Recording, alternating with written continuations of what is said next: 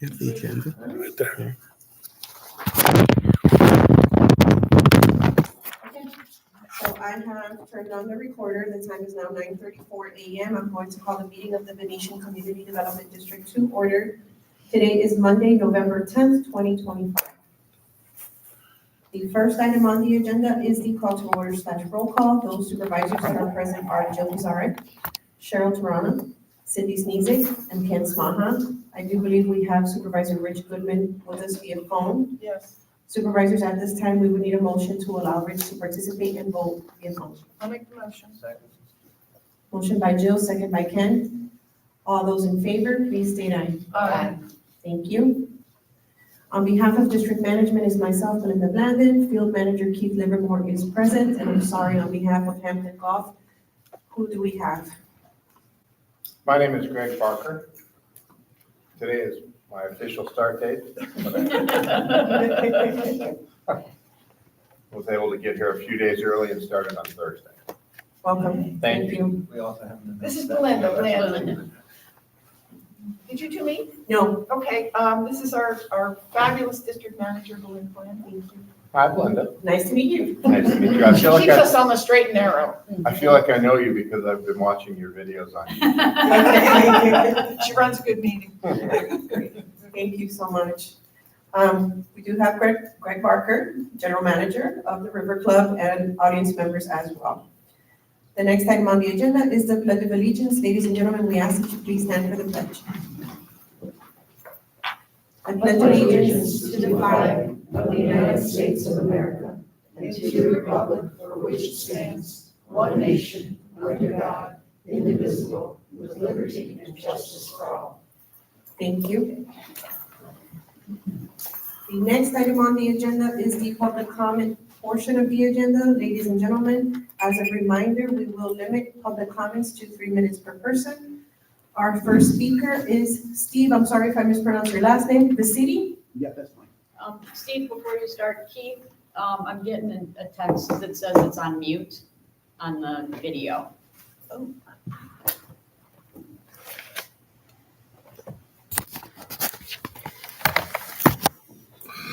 Sorry, Steve. Oh, that means I can say whatever I want. Does it show that it's off mute? It's not on mute. Okay, all right. Thank you. Ready, Steve? Yeah, I don't have anybody on here. Whoa, okay, all right. Hi, so I know I'm becoming a regular here, and I wanted to continue talking about my irrigation system.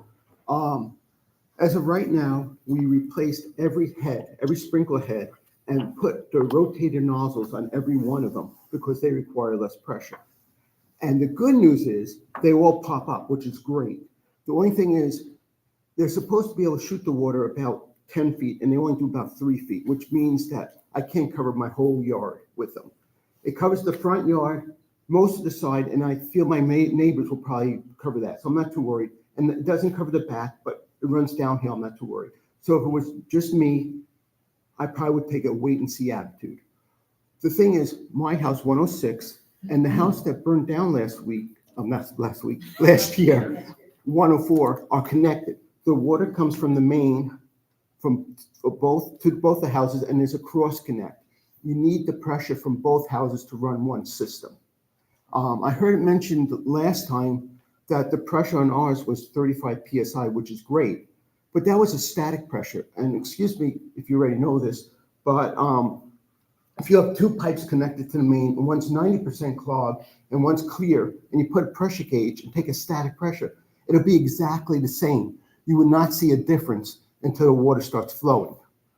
Now 104, my next door neighbors, they're due to finish the house this month. And he's going to be putting in about $50,000 worth of landscaping in. So he's rather concerned. We would like to propose to the board that you snake 104 to the main to see if it's clear, and we will pay for it. We will be happy to pay for it. And don't just pass the snake through, but actually spin it to see if there's anything clogging it. It's very likely there'll be nothing there, but it's just too easy and cheap to check that, and we do still have a problem. So, and again, use your company that you use and send us the bill, and we'll pay for it and see if that is an issue, okay? I guess that's it. The only thing is, since I have a little time, I'd like to say we went to happy hour this Friday. It was great. And the staff, my gosh, they went way beyond the call of duty. It was terrific. The reason we left early, unfortunately, is once the sun set, the mosquitoes were terrible. So if you could do anything like misting or whatever, then you could really multiply the good work that the staff and everybody are doing and keep people there longer. Okay? But like I said, if I know that you might not find anything if you snake for 104 to the main, but you got it. It's something we have to try, and we'll pay for that. Okay. Okay, thank you. Okay. Oh, Can we do that, Keith? I can, You guys okay with that? Yes. I mean, when we snaked his property, we snaked it about 20 feet. All right, so it went quite a ways down the pipe and nothing, and Dan knows how to use that thing, and it snaked it all out, then there was nothing. Unlike what's going across the street, Right. 7 feet in, and they're Well, looking. that's what you're talking about. No. Yeah, but the thing is, we need both 104 and my Right. property, and he didn't do 104, so we're just asking to do 104. And we'll pay for Not it. an Yep, issue. That's the one. Not an issue. Thanks, thank you. Okay. Our next speaker is Diane Waters. Thank you. I just want to say how pleased I was when I got back here to see all the plantings out front. I think that was wonderful, and I think we've already talked about how important it is to maintain the value of our properties. And one of the things I hadn't thought about when I was thinking about these competition with these new developments is that when you pull in now on Veneto, we have the cascading oak trees, just like downtown Venice, that are cooling and provide a wonderful canopy. And the new divisions don't have mature trees. So I'm only reminding and hoping that we can still keep planting trees, because I think that's a vision for us that's very appealing. And the only other thing, which was kind of related to it, is that there used to be a group of people who volunteered to take care of the pots around the pool. And no one is taking care of them right now that I can tell.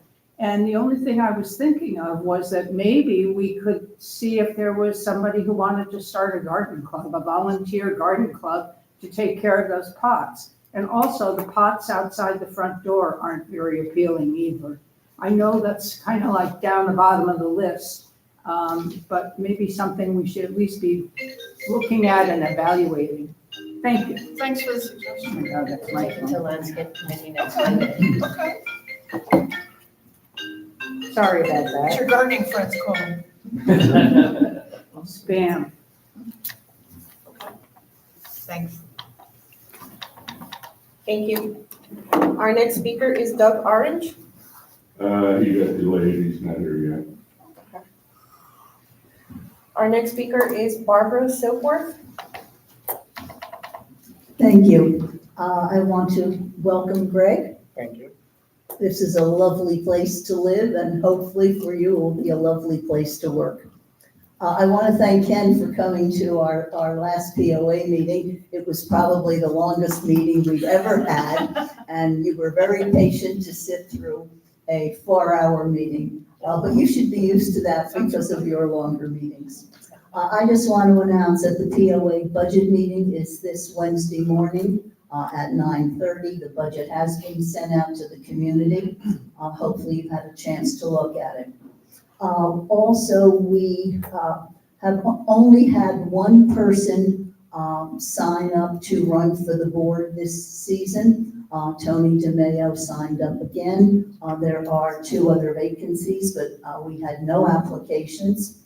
So what we will be doing now, we will be looking out throughout the community, trying to seek some people who might want to serve on the board, who maybe didn't want to go through an election, but we will get that process underway.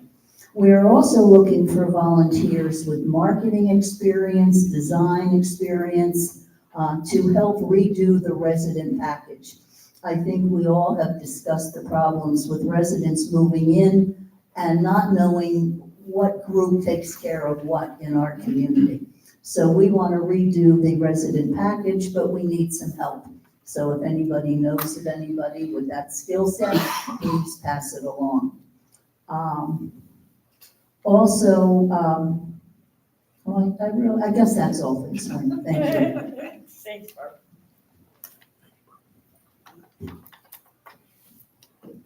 Thank you. And our final speaker is Darlene Schimberg. Good morning, everybody. I wanted to once again bring up the gates on the dumpster area. They are not only not fixed, but they are now breaking down. There's dents in them. They're coming apart. I don't know who did the work, but it's not a job that was well done. They need to be completely redone. And that is a problem because those doors, when the wind is blowing, they move. And if a car is there or anything's there, a person, it's a liability for us. So I really want to mention that. The other thing I want to talk about a little bit is the Welcome Center. To me, it's an albatross. And you know why it is to me an albatross, because I worked there for 10 years in that building. I also want to know if in fact you do promote or go through with this lease, what impact is that going to have on the residents? I mean, I got my tax bill the other day, and my CDD fees are almost as much as my taxes are. And that to me is a little ridiculous.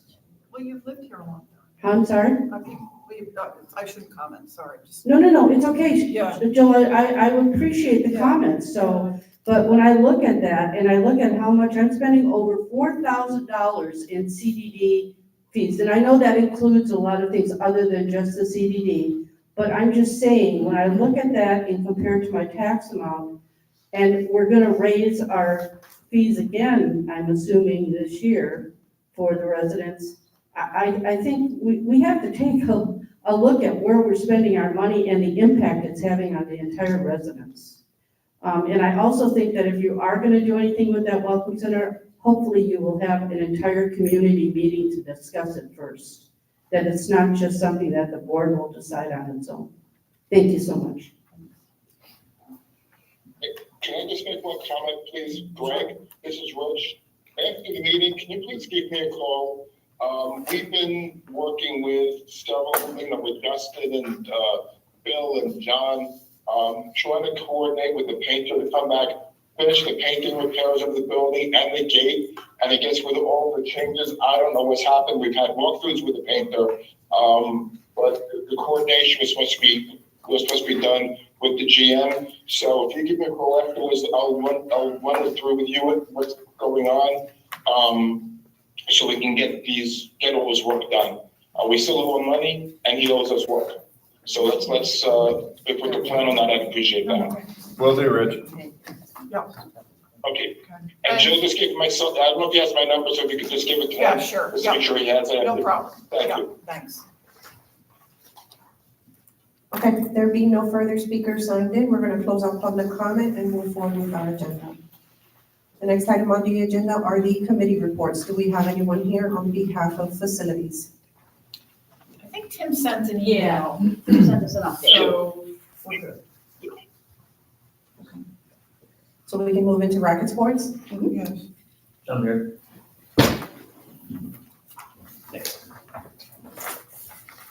Mark Bayford here. Just want to give a few brief updates. The Racket Sports Committee looks forward to working with and supporting our new Rackets Director, Matt Liverman. I think I'm allowed to say his name now. You are. Awesome. Check with Greg beforehand. Many of us know Matt from him being at courtside tennis and took lessons from him. So far, the feedback is very positive from everyone I've been speaking to that knows Matt. I was hoping and quite frankly encouraging Matt to show up at our Racket Sports meeting this afternoon, like he's going to honor his employment contract with his present employer, and he closes up there this Friday, so he won't be attending today's meeting. If you were not aware, Matt's been grooming our tennis courts and cleaning the pickleball courts the last several Sunday mornings due to having no maintenance staff available. He was on a retainer to assist when asked with a former Rackets director. The next topic is River Club rules. As you know, some rules have recently been updated. One of the outstanding issues is whether the rackets director should continue to have a dedicated teaching court. As you may recall, the mission of the committee is to maximize the use of the tennis courts for members. Matt's aware of this concern. I personally have spoken to him about it. I don't believe this subject was specifically addressed in this employment contract. So I'll be working with you and Matt and see what we can come up with. And then based on that, we'll come up with a recommendation from the committee of what we want to do with what we recommend with the teaching court. Because it is kind of a hot button with a lot of people. The tennis court reconditioning project was completed 1 month ago today, and it's been very successful. You may hear some people commenting about, hey, there's an overlap in the corners of the baselines of the tennis courts. That was done purposely to preserve the life of the lines. This was recommended by Richmond Tennis, who did the work, and also Matt concurred that this is temporary. It'll be there for a couple months, and it's really just, there's a lot of stress in those lines when they do that. So it'll be temporary, and those lines will be fixed. It actually was recommended by John Coleman that, if people have a problem with that, we can paint it green to match the clay for temporarily. So, and speaking of John, I'd like to thank him and Bill from Hampton for filling in as general managers. They both roll up their sleeves and got very involved. As an example, when we were walking Matt around to see what work needed to be done on Sundays, we noticed there was no blower to do the pickleball courts and the sidewalks. That day, John ran to Lowe's and picked up a blower, and so they were very helpful with that. The Community Association is hosting the Venice Fire Department to conduct CPR, AED, and Heimlich maneuver training. It's next Tuesday, November 18th. Besides a plug for the Community Association, I just want to mention that this is, I would recommend that the River Club management, maybe food and beverage personnel, or some of the fitness instructors, take this course. You're around residents here, so it'd be good to have. I'm leading the effort on this, so I'll work with Greg if any of the staff wants to sign up for the 2 sessions. We'll have one at 10 a.m. and one at 2 p.m. The final topic is, and by the way, that announcement will be going out today for people to sign up this afternoon. Final topic is the ball machine update. As you may know, the ball machine's been inoperable for over a month. People are looking at it, and it was recommended we should retire it and purchase a new one. Last week, I found the paperwork in the owner's manual for this ball machine. It's 5.5 years old. It cost about $5,500 5.5 years ago, and it wasn't working. So I gave the owner's manual to Dave Wooten, who's a resident here. He's previously repaired the remote several times. If you saw someone walking down Portofino with a ball machine, he was not stealing it. He was taking it to his house. He basically has a lift in his garage, and he inspected it, really took the whole thing apart, and found out what the problem was, and it was the power cord caused an electrical fault. And it resulted in tripping the internal breaker. So the good news is the ball machine's working again. And special thanks to Dave for doing this work. Matt does have experience with ball machines, and we'll be talking about when he starts how best to maintain this. That's all I have. Thanks. Great. Thanks, Mark. To buy a new one? No. No.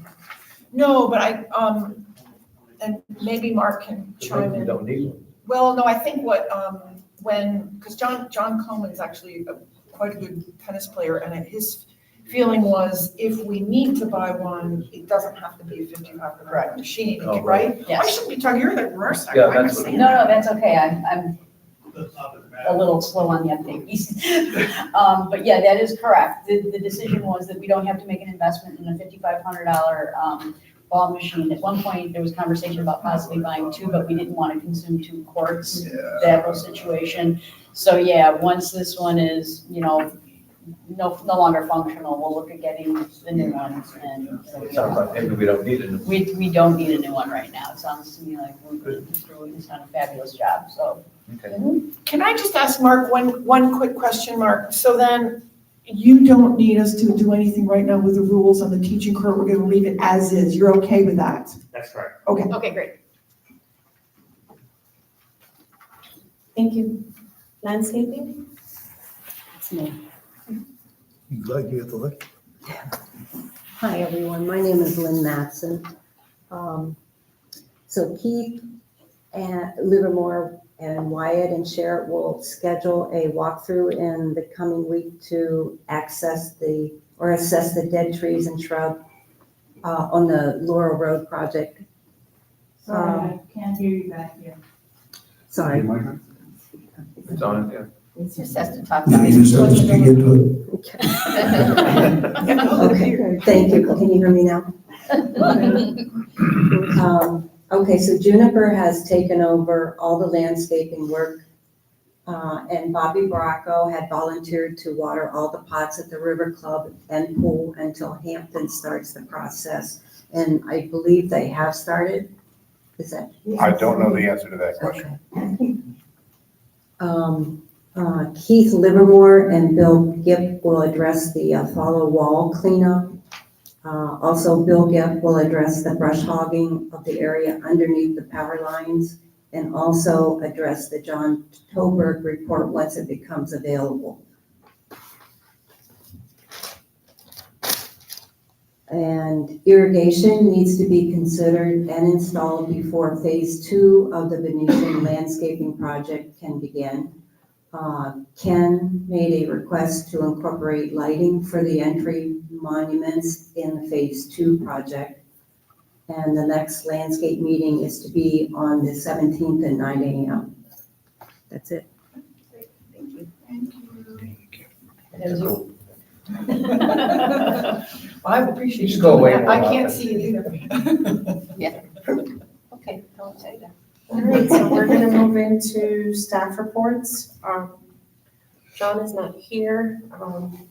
Neither is Rick, neither is Andy. I guess I'm gonna turn it over to you. To you, Greg, for the River Club update, if you have any. I don't really have too much other than what I said in the beginning, which I could repeat some now, but basically there's very limited staff. We do have a tennis professional that you mentioned, Mark, starting on the 17th. We also have a lifestyle professional who started a week ago. So her name is Kat. She's going to be helping with communications and member relations. So is Kat also going to have oversight to racket and the aquatics and fitness? As far as reservations? Well, as far as like making sure, yeah, reservations, checking guest reports. I think she'll probably be a liaison for those Okay. different departments. Okay, We just, with, for example, the tennis professional, we're gonna sit down with him when he's here and find out what he wants for his scope okay, and what his needs are, and then we'll introduce the two to each other and establish that moving forward. okay. So I think that to speak out of turn for them right now would not be the right thing to do for me. Okay, so I guess my question is then from a fitness instructor perspective, is that oversight then handled by you, or will that be eventually handled by, how's that gonna work? I think it'll be eventually have oversight from me. Okay. But depending on who those individuals are Mhm. and what their team entails. Mhm. So it's unfolding. Like I said, I wish I could give you a better answer, but on day one, I just don't No. have a better answer. Yeah, I just didn't know whether you had some insight into how you want the organization to look. Well, I would like each person to have autonomy and independence and authority in their own department. Okay, And that's why it's so important to hire the right people and not just hire people. It takes longer to hire the right people, but the long-term effects are sure, 100% better. absolutely. So that's where having this gentleman step in a week from today for the tennis, which is such an integral and important part for this club. Yes, Tennis and racket sports is, yes, yeah, it's massive. so it's just, that old cliche, it's one teaspoon at a time. And that's a tablespoon out there. Yes, it is. Do you want to, I was going to just maybe let the supervisors know that you and I had talked a little bit about offices and office locations. One of the things, I thought I knew all the mechanical and everything that went around the River Club and the CDD, but did not realize that the audio cabinet in the GM's office is fixed. It can't just be easily moved. So just want to sensitize you to the fact that, Greg and I have talked a little bit about, office space and potentially moving bodies around, just so you know. And I think logistically for this club and the way it's set up, it makes sense. We'll have to take a look at it. I'm not as not familiar or know exactly even the whole footprint or layout and what makes the most sense. But to your point, the last week I've had number of meetings with different members and directors and chefs, and that the office that's currently designated as the GM office, I'll give you an example. During one 90-minute meeting, we had 7 different people that had to come in to change the volume depending on the location for the building. So there were some sensitive conversations going on that about every 10 minutes or so was, I got to do this, I got to do that. So it's just not conducive to that role and and it may even be as simple as just swapping a couple offices here or there, but something to be considered and looked at. Thank you for bringing it up. Cool. Thank you. Keith, do you have anything to report? Something just to keep on the horizon is that we are really in a drought. We're having some, and right now block 2 is on. Shortly, I'm probably gonna have to turn that off. All right, if you start seeing a lot of beach at the big pond there by the golf course, that means we're unable to pump as much water into that as really needed for the golf course and for the residents. So just be prepared that block 2 is probably gonna get turned off here sometime in the next week. 2, if we don't see some rain. So I've been doing a rain dance every morning. I get up and I go out and do a little bit of that. So just be prepared for that. And if it gets worse, you know, as much as I hate it, having to turn off the pumps completely, just because we can't pump mud. And that will really ruin. To the gentleman's point, not an issue to go have that snake across the street. We did snake that gentleman's property, and it only went 7 feet. So we have an issue there, and it's being addressed as we speak. Is that the kink that you mentioned to me? Yes, Okay. ma'am. So that's being addressed as we speak. We'll figure that out as soon as they get it dug up and see what we have to do there. Got to call into Dan to see if while they're here, we can go ahead and go across the street and snake that gentleman's as well while they're here and see what that entails. It's just interesting. It's really the only spot, you know, out of 1,000 acres, that's really the only spot that we have any real problems. Other than that, Laurel Road, there's some issues there. And we're addressing those. LMP is no longer, all right? It's all Juniper. They've taken over completely now. So, and I'm excited about the new guy that's going to be for the Venetian.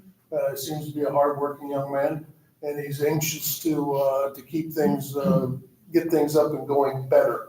We did a walkthrough last week, and he was not excited about the way things had been left. So that's going to be some hard changes there with him. But we'll do that walkthrough this week with Wyatt and out at the. You are going to be discussing a gate. I do have a second estimate coming. I thought it would be here by now, but for some reason it's not. But it is in your packet to discuss today. Let's see. Other than that, any questions, answers? Hey, Keith, I saw the quote for the fencing and whatever that you provided, and that's the 2-inch fencing, which allows people to easily climb. I thought we were going to try to get the one that was with the smaller diamonds, so well, I talked to get their feet into it. Right. I talked to the gentleman that was here, and excuse me, he had no idea about that. The smaller fencing, And I said, no, it's a thing, because Rick said it was. And he said, no, I don't know about it. And I learned about it online. I mean, it's definitely a thing. It's obviously costs a lot more money, unfortunately. But if we're gonna do it, I think we should do it right. Let's do this. Yeah, let's do this. Well, we can't hold that conversation. Yeah, can we do this on the agenda item for the fencing? Yeah. Sure, I'm sorry. That's all right, no Sure, sorries. sure. No sorries. But, so, Yeah, I just, a few things actually. When the new gentleman from Juniper is here, could you please have him look at the Marcello Monument? That's the one after you pass under the power lines. Yeah, you know where I mean, everything's all tipped over there. It's kind of a mess. okay. So just so you know, and the Lake 11 grass, are they gonna pick that up?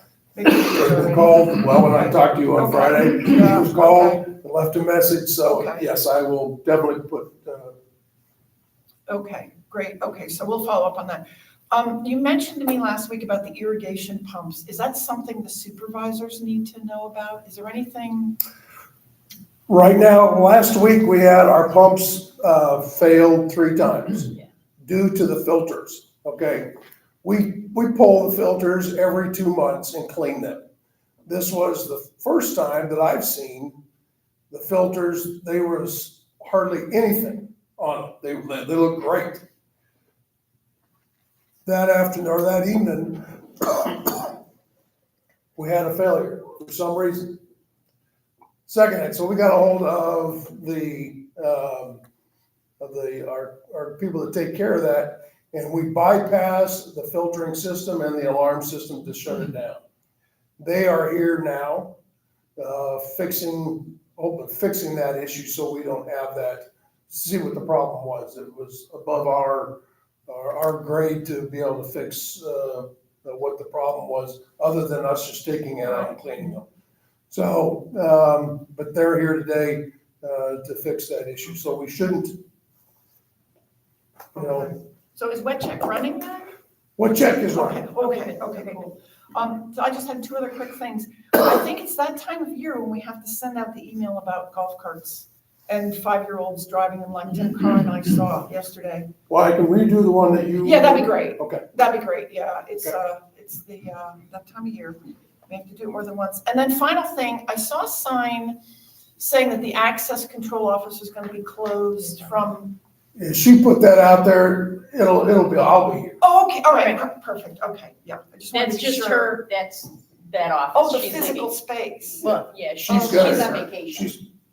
I wanted to be sure that if people needed a guest pass, they could get Yeah, it. we'll be here to take care of it. Perfect, okay, that's all I have.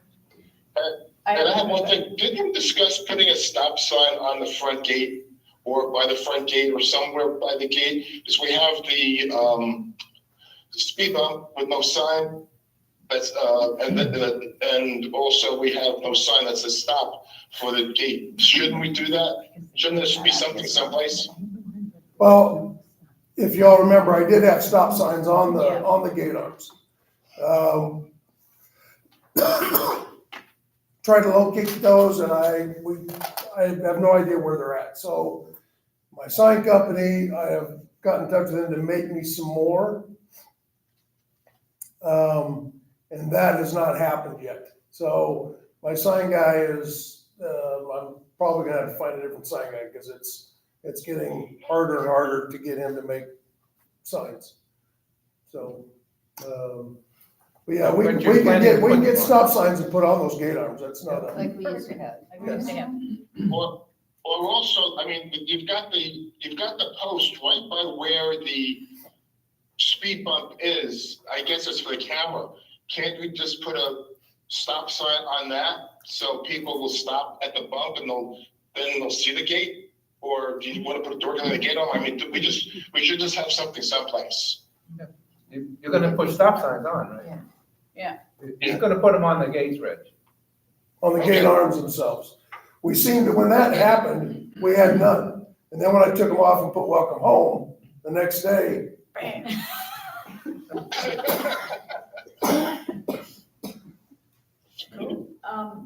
Just a quick question for you regarding the pond behind the 2 homes on Martelago. Mhm. Have we gone back there to take a look to see if that grass is growing in and how it looks? The ponds, you know, they're doing exactly what we had hoped Okay, with our vendors, okay, with Solitude, is that it's gradually dissipating, rather than have to go spend the money that we have to dredge those or to take that out.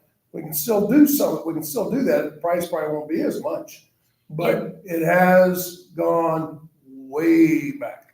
So, you know, and then we were told it's gonna take, 2 to 3 months, which it is, but it's gone pretty quick, to where it is right now. It's looking pretty good. this is in regard to the grass that was growing past the homeowner's property lines, and they were concerned that it didn't look as appealing as the homes next to them, and we were looking at possibly, if the grass didn't come back, we were looking at resodding those. Oh, 109. 109, 105, 109, something like that, yeah. I whatever those two don't properties believe that were. that's an issue. That's no longer an I issue. don't think so. Okay, Oh, okay, so you were great, thank you. talking about the lake in back of, Well, two different things. Two different things, I'm sorry. So Yes. the ponds that have the grass in the ponds that were Yes. islands right, have shrunk almost to where you can still see some of it. And we can still have Solitude come out there and scrape, but it's not gonna be like it was. That is actually decaying and doing what it's supposed to do and, looking better. okay. Awesome, thank you. And Chief, is Juniper gonna do anything regarding the magnolias by, in front of the River Club? We've talked about that, about them, they're supposed to have been injected and get some vitamin into those. I talked to them 2 weeks ago about that. About injecting those and getting them some vitamin into those trees. That'll work. Great. Did wonders for mine. Mine looked like it was on its way Yeah. out. Unfortunately, it's returned, so, because I was hoping to chop it down.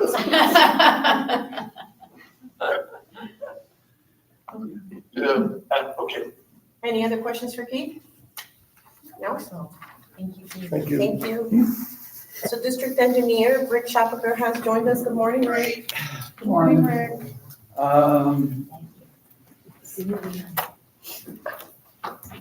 I'll pass out I believe I sent this to everybody on their email. This is the vegetation drainage repairs.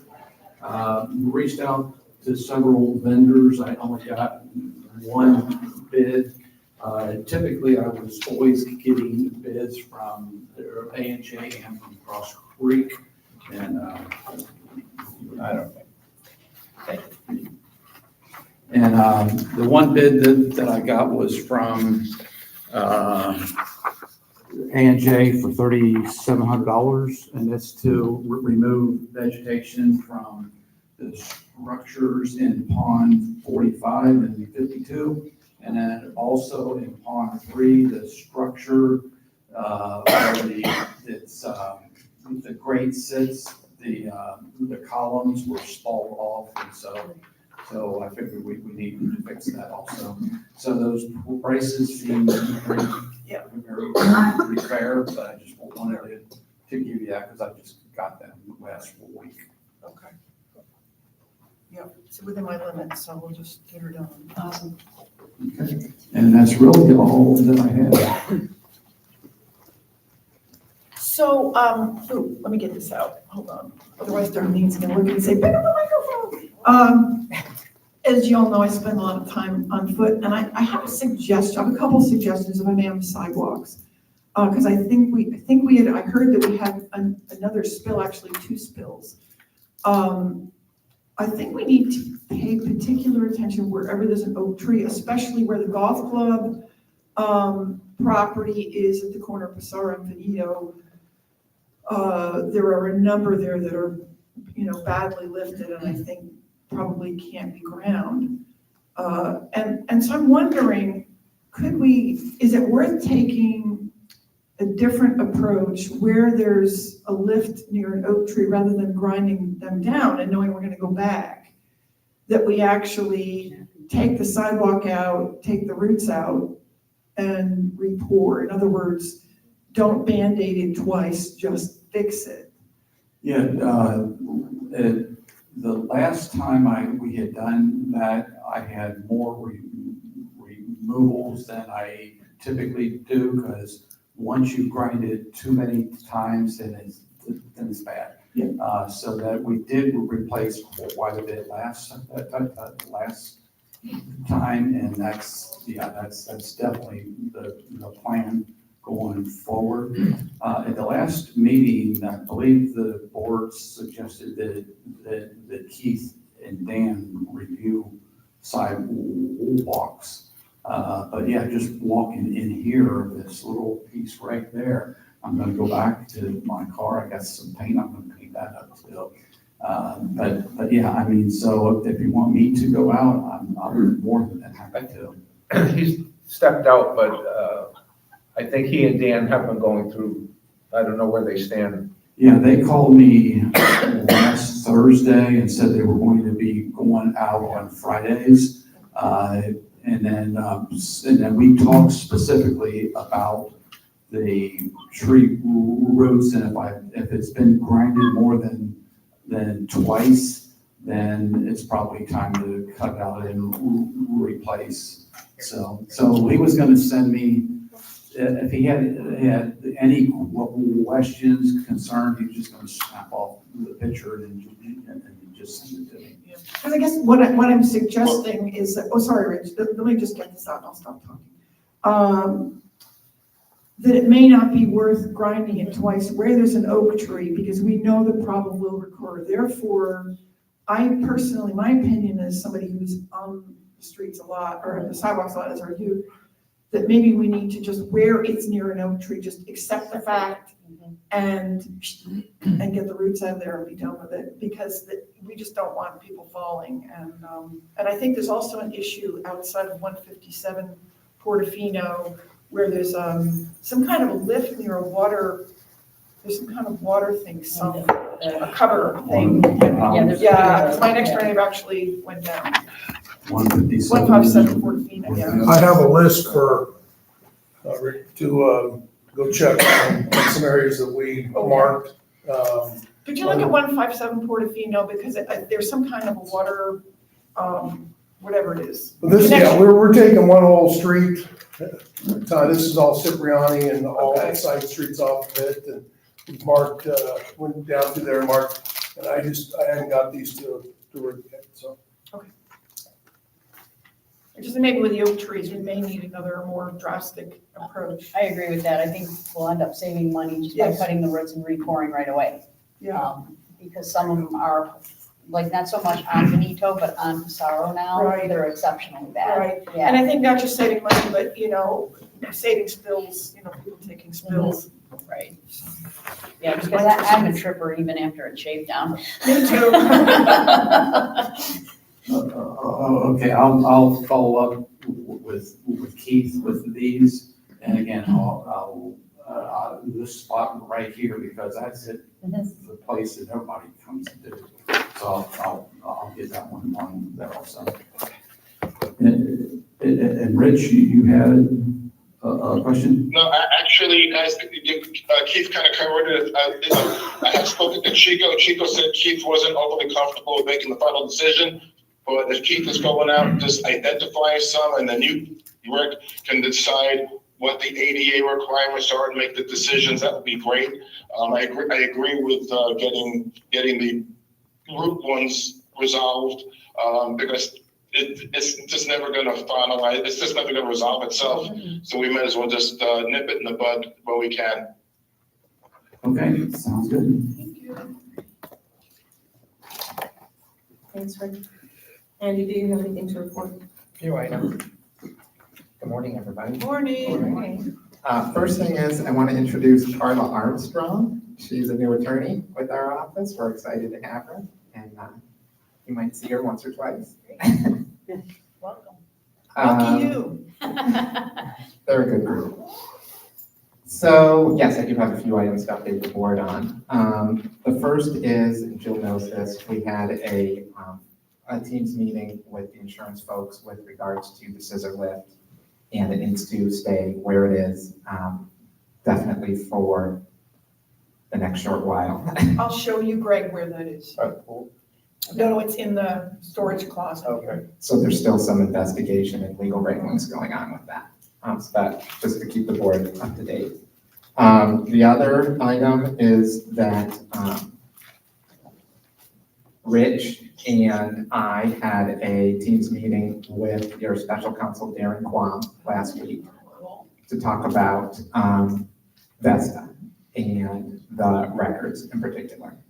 So I'll let Rich chime in here in a minute, but, the way we left it at the last meeting was that Rich was gonna go take a look and see what it is that we have and don't have, and things along those lines. And as I said, Rich can certainly chime in, but so far the understanding is what we do have is not great. Records are either missing and/or the records that we were identified for offsite, just a representative sample, or it's that things are kind of a mess and pretty unorganized. And Sorry, were these records in our storage locker or were they in records retention? Storage locker. Yes. And there were electronic records that we were pointed to, but Rich, and again, Rich can chime in, is finding that either a number of things, disorganized, just plain missing, look like they had been removed. So in the interest of getting things moving, like I said, we had a conversation with Darren, and Darren is preparing a correspondence to Vesta.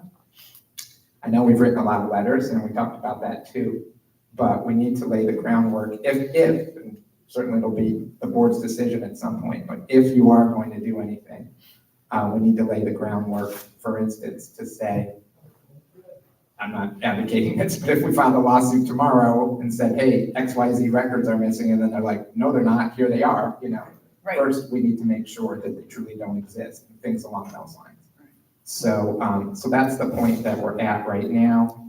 Rich, do you want to chime in? Yeah, so what I found was there were about 30, 40 boxes or more, banker boxes in storage. Not one box is labeled as to what is in it or even what year it is.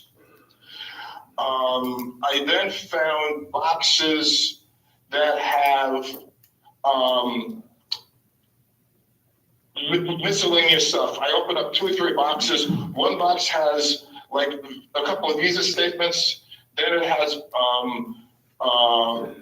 F&B receipts. Another box has beverage inventory, food inventory, New Year's Eve 2022, banquet reconciliations, holiday decor, payroll records for a month, community food bank, and that's another box. So the boxes have no rhyme, or I said I only opened 2 or 3. The 2 or 3 I opened are not consistent. No idea what's in them or how they even start identifying what's in them. And more importantly, how do you identify what you don't have if nothing is labeled or marked? The only way to do that is take out every piece of paper from every box and then try to reassemble it together. We went to the electronic records. The electronic records that we found had a folder for 2021 that had information. 2022 had some information. 2023, 2024, 2022, 2023, and 2024, the folders were empty. 2025 had a little information in it. Then there was another file called Venetian that had a whole bunch of other folders in it. Again, a lot of those folders are not full folders. There's no rhyme or reason. They're not based upon years. There's misinformation in the files in the folders. And no way of knowing, again, what we have.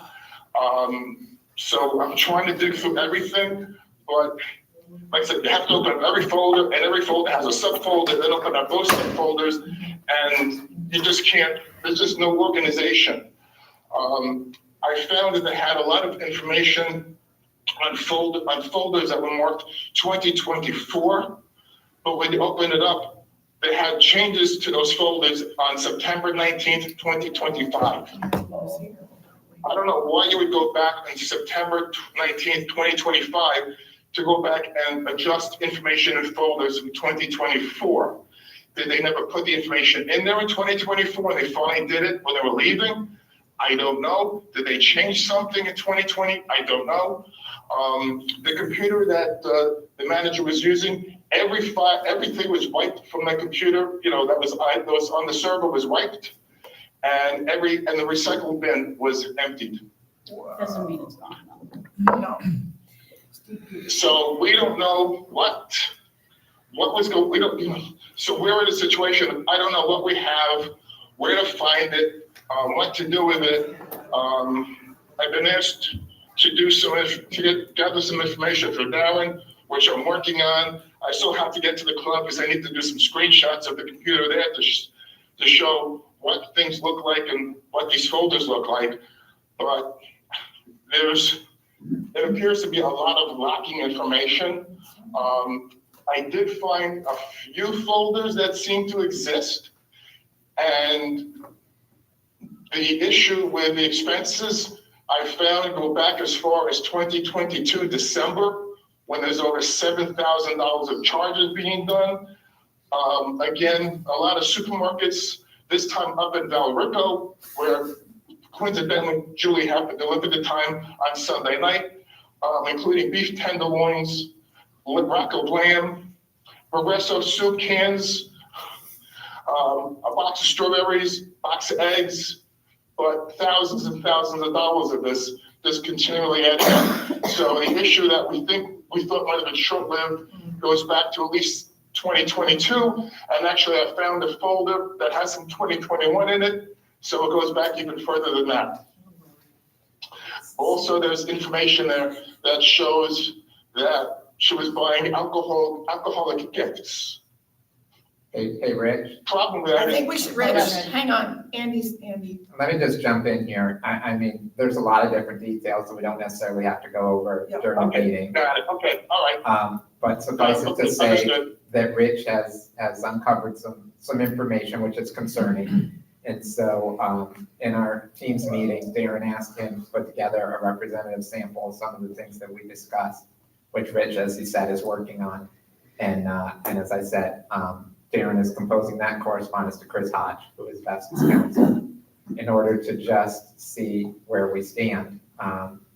As we alluded to before, if there is some sort of great explanation and it's, oh, you were just looking in the wrong folder, okay, well, we need to figure that out now. And so that we can decide what our next course of action will be. So that's just an update. We are working on it. I'm glad to try and answer any questions from any individual board members offline. Glad to do that. Darren is providing his assistance and we'll keep you posted. Hey, Rich, thanks for all the work. Yeah, Sounds Rich like has got a lot of work. Appreciate it. I just wanted to make a comment. Yeah, my pleasure. Like I said, it's unfortunate that it is the way it is. I was hoping to find what we were looking for, but even the paper records, I just don't know a way around it. Short of having every box removed, put into a room, taken out, and then reorganized. That's gonna take hundreds of man hours to accomplish. I don't think any of us should touch any of those bankers' boxes, being that they're in storage and not records retention. I think we could expose ourselves to something, and stop me if I'm incorrect, Andy. No, well, you're not incorrect. And one of the things that we talked about also is that at some point, which we've talked about in the past as well, there may be some involvement of some sort of forensic accounting or something. And so, right, certainly we need to document the status of things and not open ourselves up to any argument that we somehow manipulated. Yeah, like I said, I opened up those boxes and when I saw the extent of it, I just took a couple pictures of the boxes and left.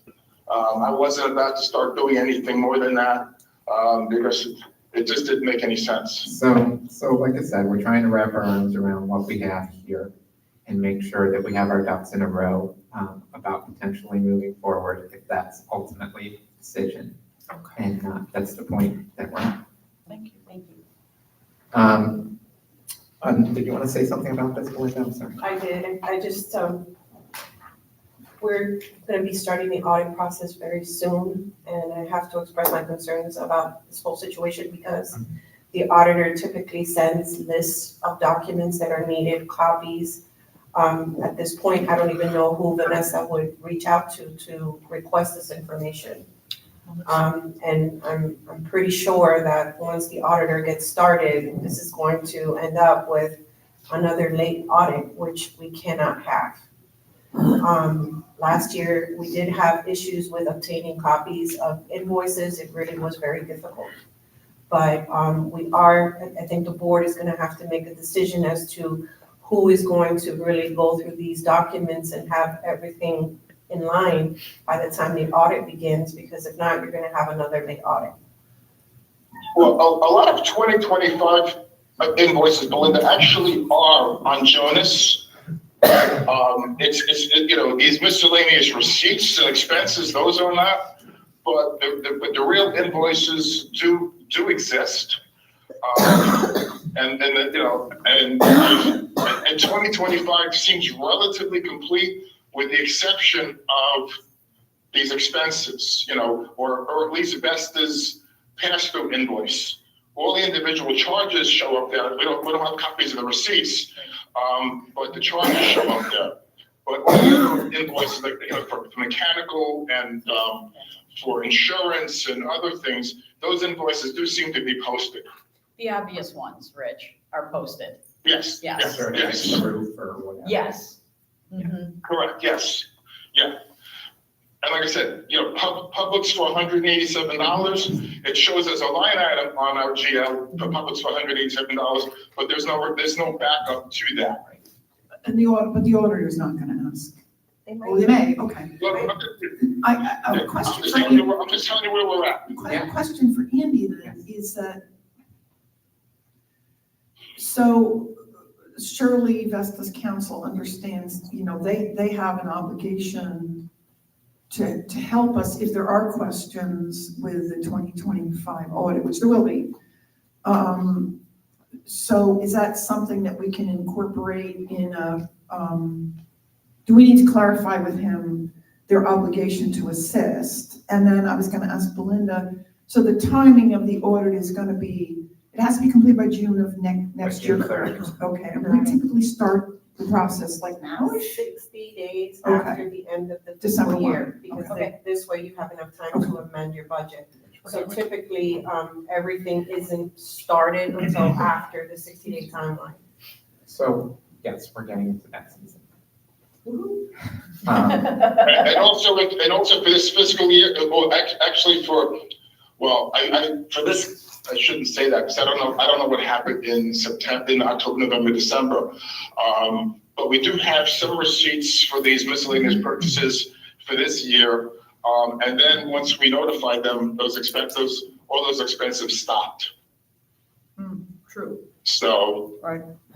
So it's not as bad this year, but it's not great. Okay. Other item, just to update the board on is, which we talked about last meeting, was getting together for a meeting to discuss the insurance coverages. It's not for lack of trying. Joe's been on the string. There's a lot of people involved. Aegis, Belinda. We're trying to get a meeting set up. It looks like it may be the beginning part of next week. So just an update on that. Madam Chair, I don't know what you discussed in your workshop about that individual in the community. Yeah. I don't know if you need my input on that, but I did have an opportunity this morning because I had an extra hour to do a little research in our River Club deck. So. Yeah, so the long and short of it is we all agreed that, I think we all agreed on a 2-week suspension. Okay. So how does that get effectuated? So in the past, because I had even forgotten, but back in 2018, we had a similar, right, we had a resident who was being profane with our landscape vendor. And we suspended their River Club privileges. And it started with a correspondence from me. Okay. So I'll be glad to do it. We do have a record in that regard, as I said. 14 days, is that what I just heard? Yes. Okay. I have some emails, but somebody, maybe Jill, if you could just get me the correct contact information. And I will write that correspondence. Okay, thank you.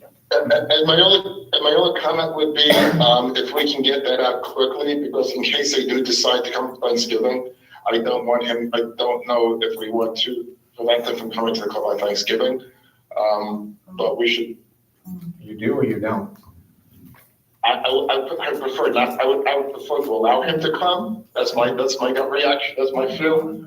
If he has a reservation, Obviously. I'll find out. can we check that? Yeah, I'll just talk to her. Okay. Actually, I can look at John's. All right. Okay, thank you. That's the only issues I had. Obviously, I'll have some input in your discussions with the amenities rules and the access, which I'm assuming you're going to handle things. Yes, I don't know if I'm gonna be able to mull through everything today, but we'll try. Okay. Yes. So We can always- I'll have some input in those. And other than that, I'm glad to answer any questions.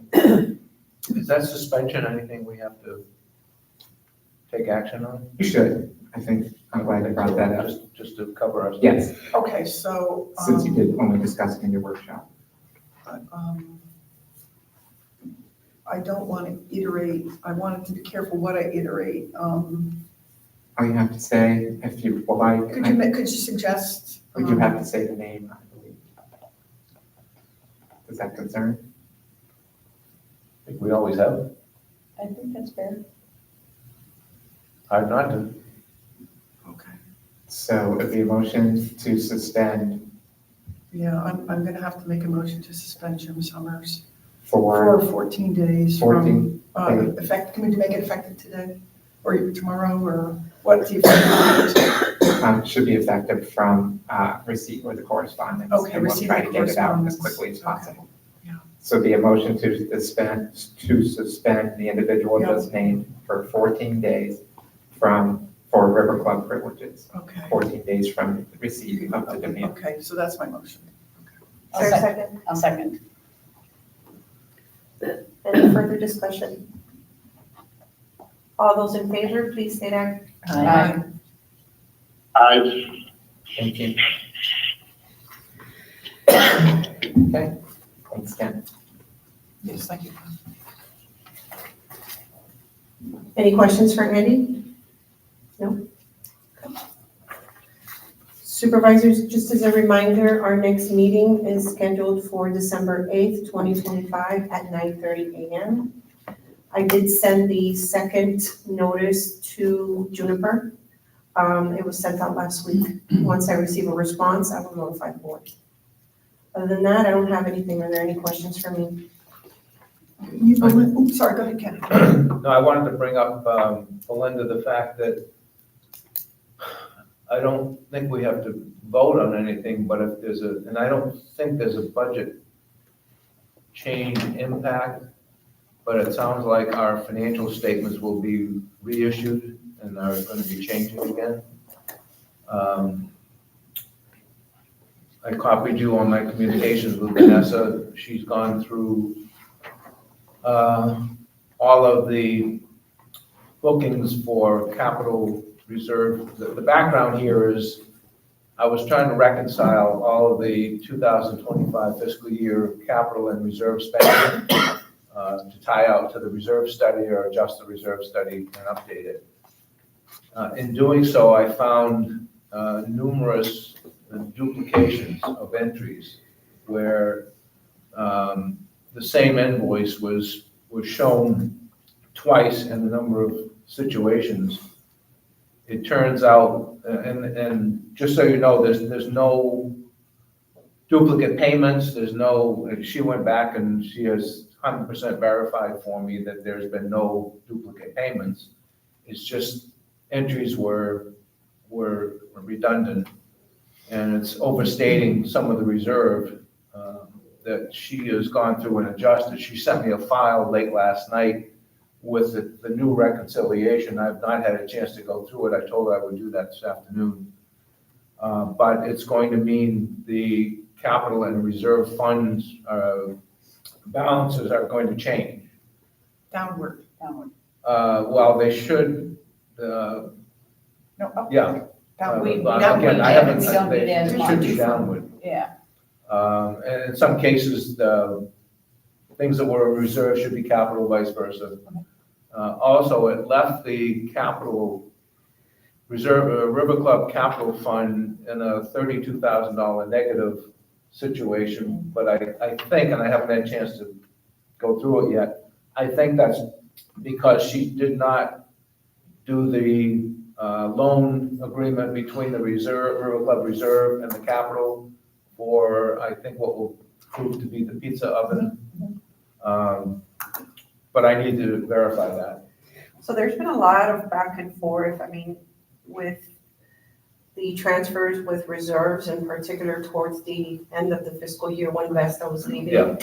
Because we were bombarded with requests for reimbursements, some of which were for months and months and months prior. Years. So according to Vanessa, she is gonna reissue the statements. I don't think that that's going to it's going to make any change to your amended budget for the River Club, because I did leave a little bit of a cushion. On the contrary, I think it'll probably help with these changes.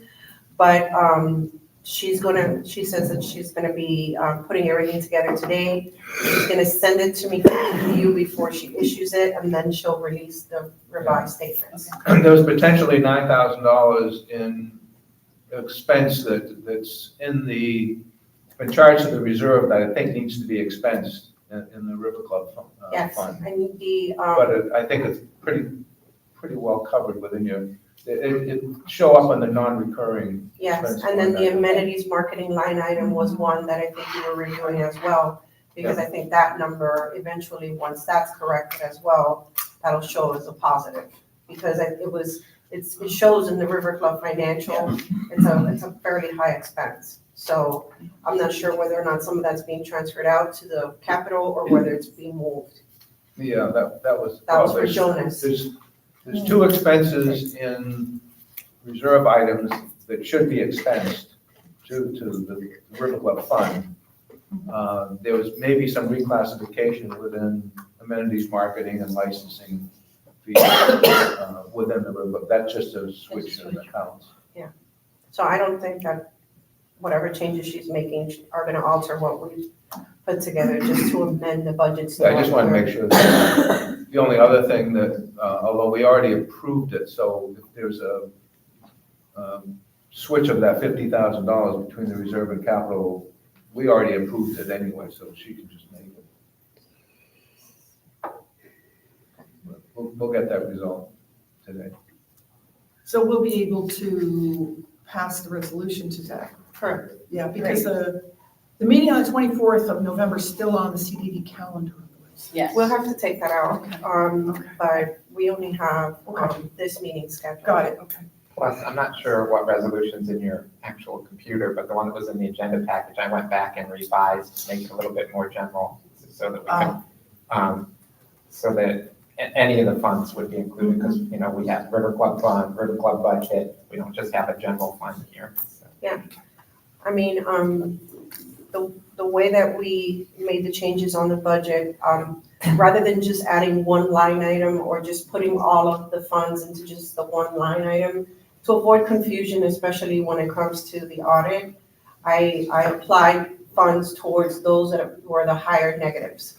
That's what I did. Okay. In essence, and then I split up, rather than having, all of the difference in the reserve in the River Club fund as well, I separated it. So you have both separate, and you can see where the funds were I saw applied. where you. Yeah.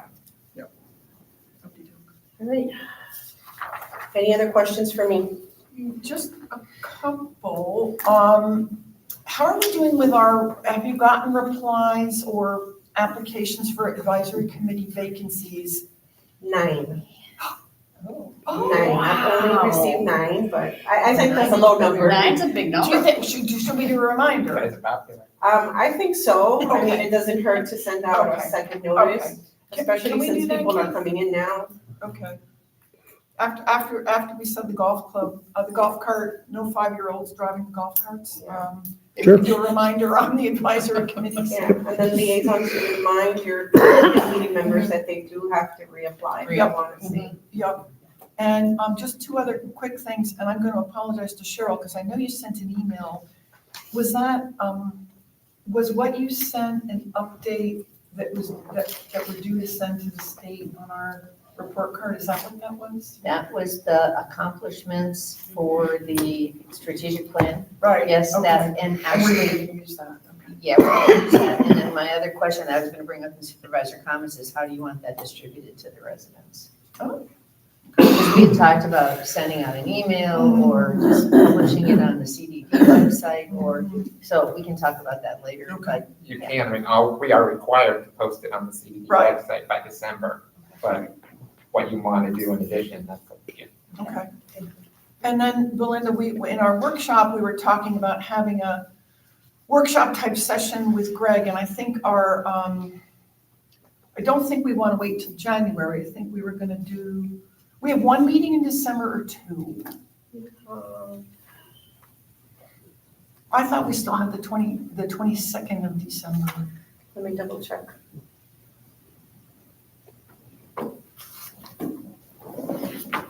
So I'm actually wondering if we couldn't at least dedicate the workshop on the 8th of December. We have the 1st and 22nd. Okay. Yeah, we have it, yeah, the 22nd is on. So maybe. I don't know why the 1st, that's the wrong day. That's the wrong date. You have I think it was a republication. December 8th and the The 22nd. Yeah, so because what I'm thinking, fellow supervisors, maybe is we start by dedicating, unless it's, and we have something urgent coming up for the workshop, that December 8th workshop to start, to work with Greg, and then if we need more, we can schedule it, or should we just schedule a separate session? What do you all think?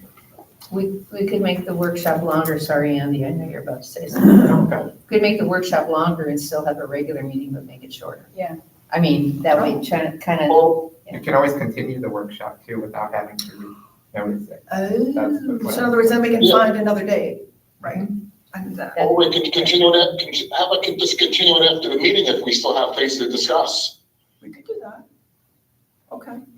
Okay, so we'll, then that's the thought, is we'll handle it with the 8th of December, and we'll figure it out from there. Okay, cool. And your workshop advertisements, Andy, made Are already very out. broad, Perfect. Right. so you don't have to re-advertise. Yep, great, excellent. I was Are we thinking about- changing the start time of the meeting on the 8th though? I know the workshop will start at 8:30, but are we gonna keep the regular meeting at 9:30? We can push it, but we'll have to re-advertise. Oh, we just keep Well, then it. let's keep it and we'll just Yeah. continue the workshop after.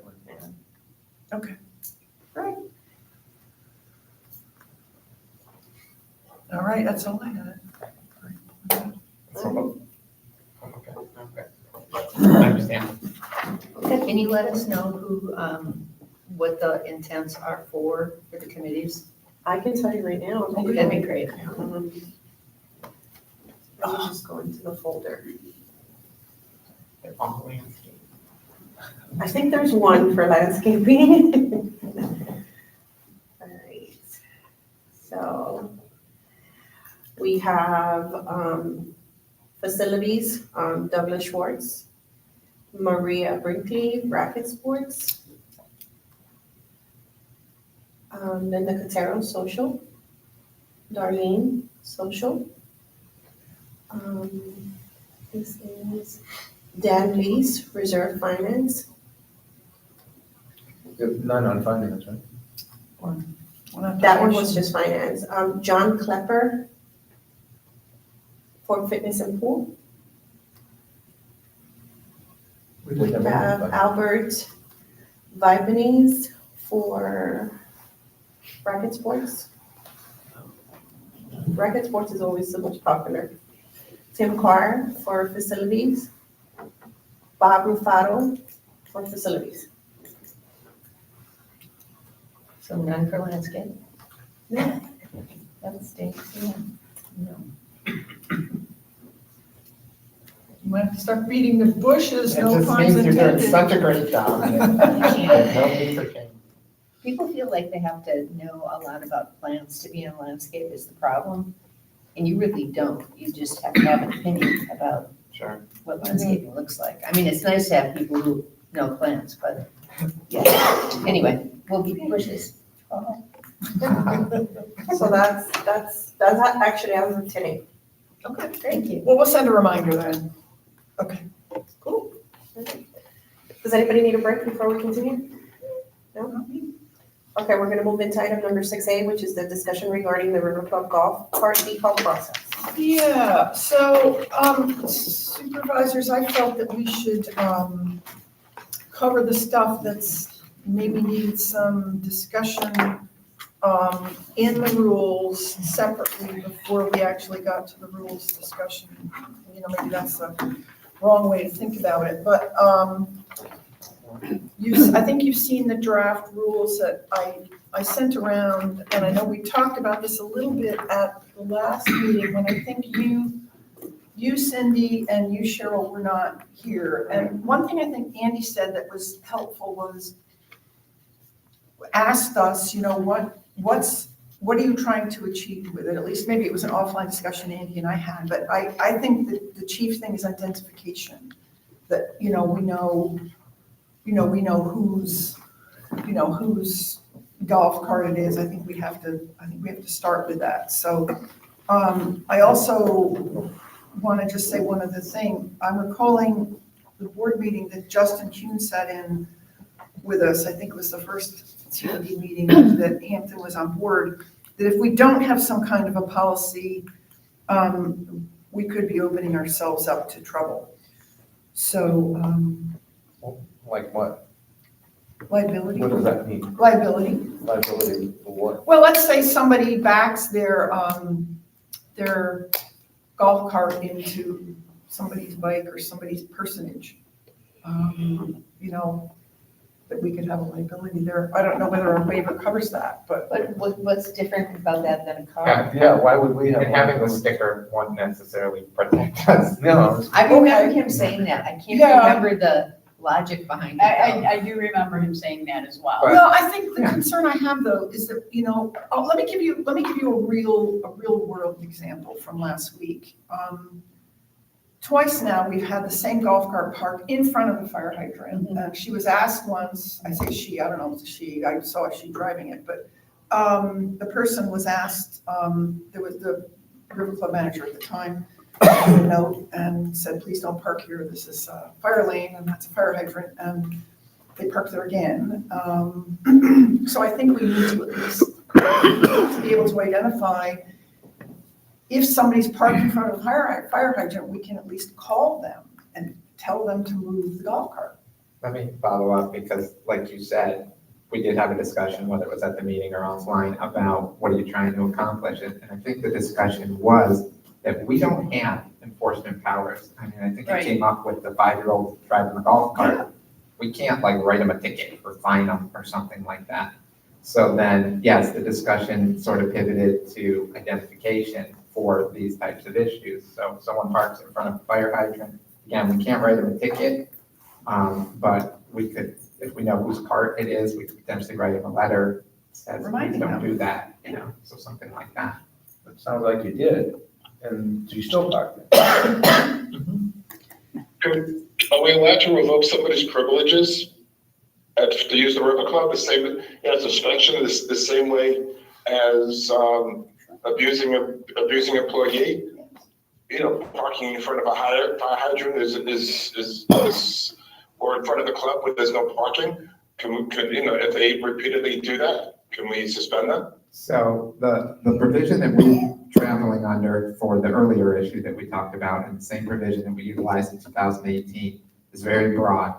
And under the whole section talking about suspension, one of the provisions is exhibits unsatisfactory behavior, conduct, or appearance. So it's pretty broad. Right. So this way, if the person has a sticker and we know who it is, and we write them a letter and they do it again, we can then suspend the privileges. Potentially, if that's a decision you wanted to make. If we decide to go that way, but if we don't know who it is, if we can identify that person, then obviously there's no resolution. So I have a question. So if we have this rule that you have to have your golf cart stickered, how do you enforce that? That's what I was gonna I ask. mean, we have no way to know who has a golf cart and to know that they brought it up for a sticker. And if they don't have a golf cart, what are the sticker on it, what are the consequences if they come up here? Right, because with a car, at least they have to get in and out, so you kind of know. Right. Doesn't have a sticker, I just don't know how we're gonna know. Well, to me, it's, you know, we're not gonna have meter maids out there, but I Right. think if, I would say if someone is parked in a fire lane and it doesn't have a sticker, then, you know, we can just give them a little reminder note on the, you know, taped on the steering wheel that says, you know, please, you know, get a decal. I feel we need to make some kind of start to it. Absolutely. It won't be perfect out of the gate. I also think it's an opportunity because there are unregistered vehicles. Here's my question. What if somebody has no insurance on it at all? Right. You know, what if somebody's kid, which almost happened one day, 5-year-old driving a golf cart, grandpa sitting at the side, didn't mixed up the gas and the accelerator and the brake and almost ran up on the sidewalk where I was walking. Yeah, I was rear-ended by a golf cart. I know you were, that's right, you were. Yeah, I mean, and it would have been nice to be able to say. I think we need to ask Or for, as insurance. is iterated in here, if you want a decal, you must provide proof of liability insurance on the vehicle. But I don't want a decal. You see, I'm still worried about this whole, how do you, and I Or they're guess not gonna come get your decal. my bottom line worry, and just to be devil's advocate, is be careful what you ask for, because. The whole issue of bringing the police in. Exactly. So, I don't know. I feel like and do we have other communities who are like us, that are CDDs, that do or do not decal golf carts? I know that it's Stony Brook, because I'm not Stony Brook in Sarasota, but Stony Brook with 1 million kids in it, because I've got family members there. Well, you might know, I think or maybe it's an HOA thing, I Stony believe Brook they're, and Venice? what's that, Stony Brook, Venice, but I it may not be a represent them, CDD but thing. CDD doesn't own the roadway. No, so I believe what I was told is that they're But- now in the process But I of do have an trying answer to to your question. identify, carts. I have communities that some do and some don't. Waterleaf, I don't get involved in it, but I believe Waterleaf has a system where you have to register your cart. But of course, Waterleaf owns the golf course there, so they have a lot more control over what carts can and can't be used in the community. I believe Cheval West up in Tampa, which is a district that we represent in Lutz area, I think they have a golf cart policy that was implemented just prior to my becoming council there, but I You sent believe us I've their seen it. stuff, yeah. Yes. Yeah. So not everybody has them, but there are some examples that do. So I guess I'm sort of where Cheryl is there, that before we put hundreds of residents through the process of having to get a decal, the expense of the decal, which probably won't be huge, and the management of that decal, whether it's the River Club or field manager's office, again, what problem are we trying to solve other than the ability once or twice a year to identify somebody? It's a lot to go through for, Yeah. And I the don't fire think a hydrant huge thing, benefit. the fire to the hydrant thing, in my community. opinion, you take a picture of it, you put the note on the cart, you can't park here. If it happens again, Tow. you tow them. I mean, to me, it doesn't really matter to me who owns it. You move it if it's in front of the fire hydrant, if they've been notified and still do it. But How do you know it's the same one? you take a picture of it. Their carts are, But there are a number, I will tell you this, there are a number of carts that look exactly the same. So if you don't have a decal and you've towed it, and that person says, I never parked there before, prove it. I have a picture. I've never seen two that look exactly the same, but I suppose that's possible. They look alike, they look They similar, look but alike, they're but not they exactly usually, the they're same. not exactly, they all have markings or something, but I don't know, I'm just trying to figure out, even if you call them, if they don't answer their phone, you still are gonna wanna move the cart, right? If it continues to park in front of the fire hydrant, why not just move the cart? And I know that's just one example, Yeah, but I'm yeah. still trying to wrap my head around what we're trying to do and if we can even be successful. We have trouble with cars, keeping track of the tags and all of that. And we're gonna add, this is gonna be a big project if we're gonna do it. No, I don't disagree, and I think, right now, it's not a hill I'm willing to die on yet. I just think we need to, I just think We literally just put the entire community through Yeah. the process of getting new RFID tags and access card fobs. You know, it just seems I like the idea, overkill. of having the decals, and here's why, because we allow the golf carts on our public roads, right? And they're not street legal golf carts. And it certainly would be nice to know that the people that are on our roads with the golf carts have insurance. Because I think that's the bigger issue, is when there is an accident. And I don't know how we enforce this, Right, or, because if they don't, how do we make them? Right. Why is it nice to know? well, That's their problem. Yeah. I mean, Sue 'em. frankly, if you get hit by a car, you don't always know even if they have insurance. Right. At least you have a license Yeah. plate. yeah, but, I mean, I don't know, I mean, I carry insurance on both our golf carts, so I guess I would just like to know that people in this community are doing the right thing should something happen. And do we have to enforce that? I don't know, I don't know, I mean, I'd like Can you to, enforce it? right, and I like the concept, it's just that I don't know where we take it, from that There's too many perspective. unknowns for me. Yeah, but I like the concept. Well, like I said, maybe we just, continue to talk about it, and if things, because one of the reasons I guess I've reacted to it is, and I think it's because, whether it was hot or rainy this summer and you wouldn't have seen it, that there were, often we have people who are just parking, are parking on the side, parking in the fire lane. Parking on the Randomly, sidewalks. people just don't want to bother to park it in a parking place, and they feel since it's a golf cart, they can just park it wherever. We had quite a bit of that. Greg, what's your thought on it? Yeah. Well, as I'm listening to the conversation, do you have golf cart parking spots? Yes. We do. We just added more. I hear both sides of the argument. It'd be nice to identify, but I also kind of side with what Ken said, and that is, you sue them. It would be, if somebody runs you over. If you get run over. If somebody, runs somebody That does over involve us. Right. or hits somebody, to try to police and monitor and manage that, having just gone I don't through the RFID process. Right. I just think it adds a lot of work. Who would be the one monitoring and managing Right. that? Right. That's Oh, why- absolutely, no Yeah. doubt. You see somebody letting their grandkid drive the car, what are you gonna do? Right. You gonna chase them down, get in your car and run after them, chase them down, saying you're violating state law? No, but if somebody almost runs up on the sidewalk, I'll certainly let them know. Yeah. And you probably have the similar situation with now the electronic scooters and. Yeah. That's And the you know, e-bikes, another and question. E-bikes Yeah, no, on I don't sidewalks, the whole thing, disagree. yeah. Motorized. Okay. I don't Okay. disagree. To keep Slow. because Andy, I've got a question. Andy, I've got a question. Yes, sir.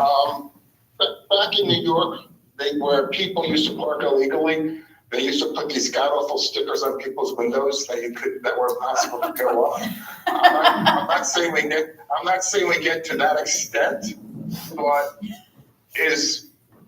what are we allowed and what are we not allowed to do? Well, I have to look, but I believe we have a towing policy here, and it involves, if you park on our streets, it involves notices and things along those lines. So, yeah. You ever seen Wouldn't it be in the rules? No, Be in the it would be a master deck? It'd be a separate resolution that we would have to implement. So it would have had to do with the parking Yeah, on but- the streets. But to answer your, But if somebody just parking for half an hour, by the time we notice it and we get a towing company out here to tow a golf cart, which they probably couldn't even do, they're gone. So we need to do something. CDD does have towing powers. That is a power that's given to them in chapter 190. We have to post, what's that? That's why I ran for We get a city. Denver boot. We have to post proper signage. I don't have any CDDs that boot golf carts. No. So maybe we just look, to see, because Greg's gonna be there seeing it. If it turns into a massive problem, maybe we have to revisit it, but My thought, leave if it it's a alone. massive problem. Yeah, my I get it. thought would be to approach it, address it. If the person responds, which I find 9 times out of 10, they hear what you're saying, Yeah. acknowledge it, and don't continue it. And if it becomes a repeated problem or issue, then we report it to you Deal and with it. handle it with Yeah, a letter. Makes Or sense, makes sense, that's fine, so, I don't know how big the problem is though. It sounds like intermittent, it's intermittent, and my only reaction was, do you get ahead of it? But look, if you guys are, not, I'll go with that, so. Okay, well, I will take the Pull red that out for the line time being. item out, and I will have the red line version saved, and, should we go to 6B then? Okay, so we're gonna move into the discussion regarding the process for suspending River Club access for delinquent club accounts. So it's more of a general discussion, you all, take one and pass it down, there's one there for Greg. I wanted to share with you and Rich, I apologize, I should have emailed this out and I didn't. I wanted to share with you all there's one for Glenn and one for you. The accounts payable and receivable person at Hampton, Jessica Rodriguez, who goes by J-Rod, had shared with me their draft collection letters, exactly. So that's what you have in front of you. So, 30 days friendly, 60 days, it's gonna be suspended unless, you're paid in 30 days, we're paid in 10 days, and then 90 days is, we're gonna shut you off. There's also a letter that they use at their clubs, which probably doesn't apply to us, that you need to either have a valid credit card or bank account on file, which clearly I think we don't require that. And then there's also a payment plan letter, which they've already used with more than one account. Maybe that's the issue, is you can write a check, but you have to have a credit card on file. Yes, I wanted to bring that up. So maybe that's a change that we consider. You can pay by ACH, Yes. you can pay by credit card, or you could bring in a check. But if you don't have an ACH on file, you at least have a backup credit card on file. That would have solved a lot of problems we had in the last delinquency run, when we were trying to Okay. collect. We would have just pushed the charge through. Yeah. Yes, that would have been lovely. So. But people dispute that charge, because if they don't approve it, they're gonna dispute it. Yeah, but they've already So I now, don't- but they've already now had a notice, Rich, that you have to pay this or we're gonna run it through your credit card. Like maybe that's the 60-day notice. We're gonna run it through your credit card. I would still say, well, you can run it through my credit card, but I didn't approve, I'm gonna call my credit card company up and say, well, they can do that, but I didn't approve them to do that. That's They wrote me a fine, letter but saying then- they're gonna do that, but I didn't approve it, so I'm gonna dispute it and have it taken off. Yeah, but a lot of people have that. I mean, I belong to a lot of places where my credit card's on file, and if I don't pony up, they're gonna charge me, and that's part of the arrangement. But they need to sign something that says if you don't pay, we're gonna charge your card. So you have to have that, you have to have that as a. Right. I'm not saying we don't do that, but yeah, I think, Okay. I think It's if you just- don't have ACH, you have to have a credit card on file. And you have to sign this arrangement, but you can still pay by check. Can you make somebody have a credit card? This says to have charging privileges, everyone must have a valid credit. Well, and this is what they use for their, their private clubs. Is And, that a rules change? well, this is why I brought it up with you, because in fact, these don't completely align with what our rules are. And I don't think we discussed this before, but again, in my perusal of the River Club Declaration, we have a whole provision in there about remedies for non-payment, with the $25 per month fee and 18% interest and the ability to lien and foreclose. I don't think we ever really tied that all together with what we have in the rules. Yeah, and so what, because I That's don't section think. 5.15.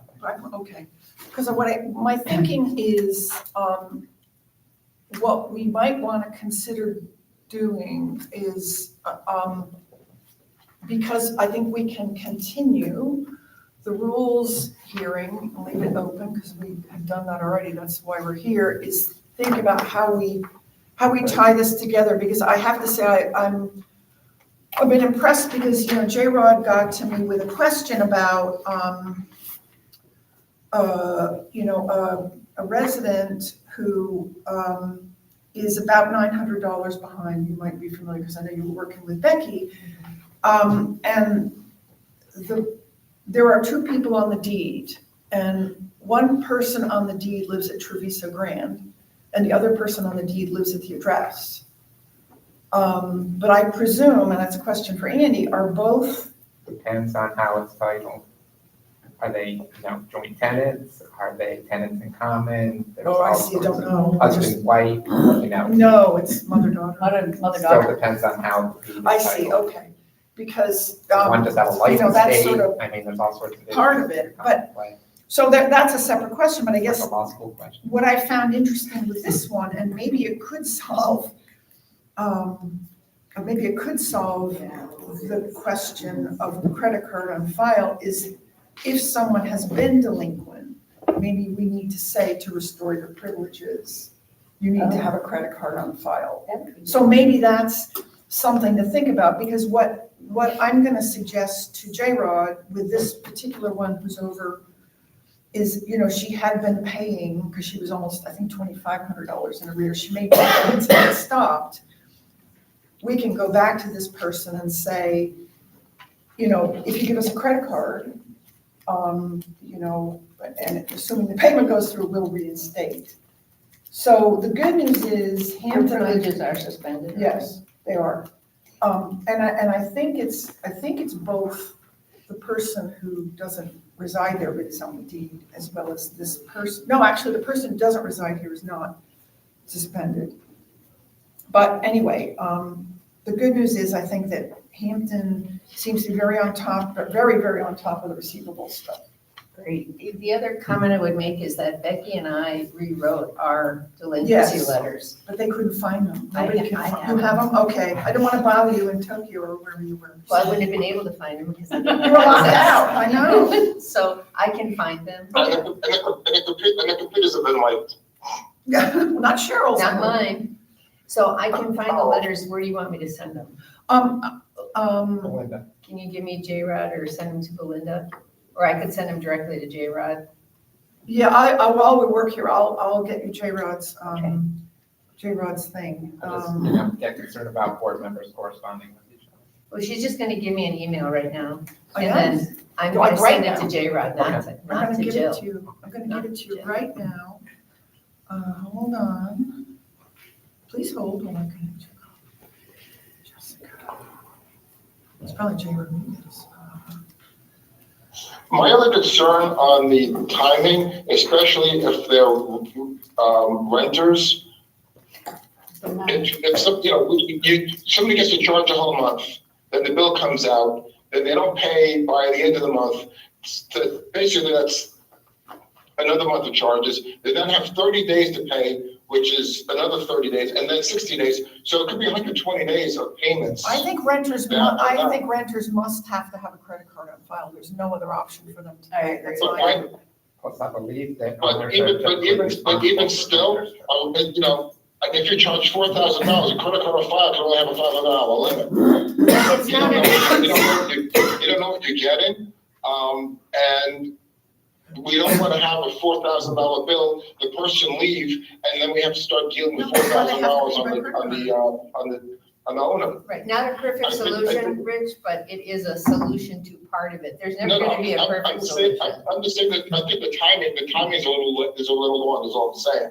I just think we should tighten up the timeframes. So in the rules currently, it says, delinquent accounts will be subject, Darlene, you're not glowering at me yet, I need to use this. I've been very quiet. Delinquent accounts will be subject to a one-time late fee and shall accrue interest monthly at the lesser of 18% per year or the maximum rate permitted by applicable usury law from the date of the statement until paid in full. The River Club owner should also be entitled to perfect Such unpaid balances are foreclosed the lien therefore to resident members as described in the River Club declarations. And then in the event a member's account remains unpaid for 30 days, the River Club owner may limit the charge amount and then yada yada. So. And that does align with the debt, because I have that in front of me. Okay, Yeah, so I think one of the chief things we need to do, at least, we're gonna address this down the road, but I think we do need to make sure that the letters that we give to Hampton need to align with the current rules. And you'll find those on page 5, I think. Yeah, and I was good with I'm good with the current rule, but that's why I said when you start looking at 90 days, it's getting it's getting long. And they expect, it could start to add up, and we don't want to have to start chasing people, and we also don't want to have to start getting, people who are renting involved for somebody, for the renter that didn't pay. It just simplifies it if we tighten these things up. So then, in the interest of time, what do you all think about, if you're willing to do that, Cheryl, just make sure those letters align with the current rules, and then we continue the hearing until December 8th to make any tweaks we want. If there's anything else we want to do, for example, about if somebody's been delinquent, they have to have a credit card or something. So, or I just want to add to that, not only the rules, and if you need it, I can send it to Cheryl, but the declaration too, we want them to all much together. Can you send it to me just to make sure I'm looking at the right? Absolutely. I have a quick question Yes, for please. clarification for me. So you allow renters to have charge accounts or house accounts? Wouldn't it just be easy if you weren't a resident or a homeowner that you had to pay? With a credit card. With a credit card? That's exactly what I Some think. renters are residents. They rent about a year. No, I understand, but they're not homeowners. So if you're not a resident, well, but then I think as long as the person who's renting the house on an annual basis or 5 years, maybe has to take culpability or liability for the person that they're doing a long-term lease for. I don't know, I can see your frustration with this, because if someone's renting for 6 months or 3 months, and they're billing to somebody who's the landowner, the property Right. owner. They now say, who- I didn't eat that. I'm Now, not right, gonna now who's responsible? Oh, we've had that happen quite a few times. pay. And they are responsible, but then they claim, I'm not gonna pay. Maybe- If you're not a resident, I think you should pay as you go. And, maybe that's something we can look at. What is How would everything? you what is know, it? well, let me just ask a question. How would you know if the resident has to have an amenity card, Well, you'd know if they were, the renter? you'd know within 30 days, because if you're billing the homeowner for one of their renter's expenses, and the homeowner gets the bill and says, I'm in New York. But I'm saying, how do your staff know? So your staff has somebody come in, they check their amenity card, they have an amenity card. It says T or R. Exactly. Exactly. Okay, Tier- so like, they would know. yours Tier will R. say R 1, 2, 3, 4, 5 or Oh, whatever. okay, Yeah. okay. And one that's of the, the- I'm imagining that the swipe on the temporary, if that's what it stands for. would- Tenant. Tenant versus renter? No. Versus Resident. I was gonna say, Oh, mine tenant, doesn't. so the tenant would not have the ability to run on the system. I'm not sure. I would just think if you weren't a property owner and a resident, you shouldn't be able to build a house account unless the homeowner or resident approves it and says that you can. Well, I believe, I'm not putting my hand on it right now, but I believe that the homeowner remains responsible. They for do, the- it's in the rules, it's absolutely in the rules, but I think to Greg's point, and the situation we were in, although we were in that situation because of a change in our process, but, I think it's cleaner. I think what Greg is describing is cleaner. I love what Greg is describing, because that was the biggest issue we had on those collections, was renters. And then homeowners saying, I don't want to be liable for them, and me saying, you are liable for them, and going back and forth and back and forth. Right. And if we just said renters have an amenities card, but they are not allowed to have a house account, that would make life much, much easier. Good. And What do you do about resident members, non-resident members? If we was discussing it. no, but they're members, so They're they, members. yeah, they actually would Okay, have, all right. yeah. They are members. So that actually makes a lot of sense, because to me, Keith and Laura would then issue the access card, but their tenant would not have Jonas access for billing purposes. They would have a much more restricted Jonas access at that point, yes. How do you go between the difference between them not being able to rent or to purchase something and not being able to book a tennis court or a swimming thing Right. if they're not in the system? If they're not in Jonas, so what we would have to do is we would create an additional layer as a tenant. Or you could put them in the Jonas system, but they need to provide a credit card for billing purposes that's not the resident. There you go, bingo. But that's what we're talking about. Yeah. If they want to charge things, then they have to provide form of payment. Then they have to. So Credit card on file. I just think the Credit tenant, card that's on part file. of the agreement, you have to have a Credit card on file. Yes. And they can use their account, And but also, it goes to the. and can't we also give a tenant a different type of number? Instead of, a resident starts with an R, tenant starts with a T. They do, We do, Rich. Oh, it does? Okay. Yeah. Okay, I didn't know that, okay. Yeah. Yes. So I'm let me, not seeing that, okay. so if you're kindly gonna work on those letters, Cheryl, let me do my best to try to, I'm gonna clean up the red line, which will include taking the golf cart thing out, and taking a whack at this, and maybe I'll run it past Mr. Gregg so he can see if I missed anything. Okay. And, It's all about the initial issuance of the card. And if they want to Yes. have, if they would like the convenience of having charging privileges, right, fine. It's like giving your child a credit card. right. When you hand your child a credit card, the child isn't responsible for the bill if it's got your name on it. Well, that's what happens then when they first initially come in and they're put into Jonas at the front desk with Jordan or whoever's putting them in. That's where that needs to take place. Okay. And then they bring their number to us, and it's a T or an R. And if it's a T, we put it on their identity card as a tenant, 1, 2, 3, 4. But that's where that has to take place is, do you want to charge? Yes, give me your credit card. But okay, sorry. I think that it's even more important to say, do you want to charge? I say, if you want an amenities card, you put a credit card on it. Absolutely. I don't think there's a choice there. Do you want an amenities card? Do you want to be able to use the pool and the river club and the tiki bar and the tennis courts? Then you have to have a credit card. I think that's right, because otherwise then we're putting the onus on Greg's staff to have enough to do. Exactly. They need to know it's in the background, because I know that it was before you came, but after Hampton took over, that,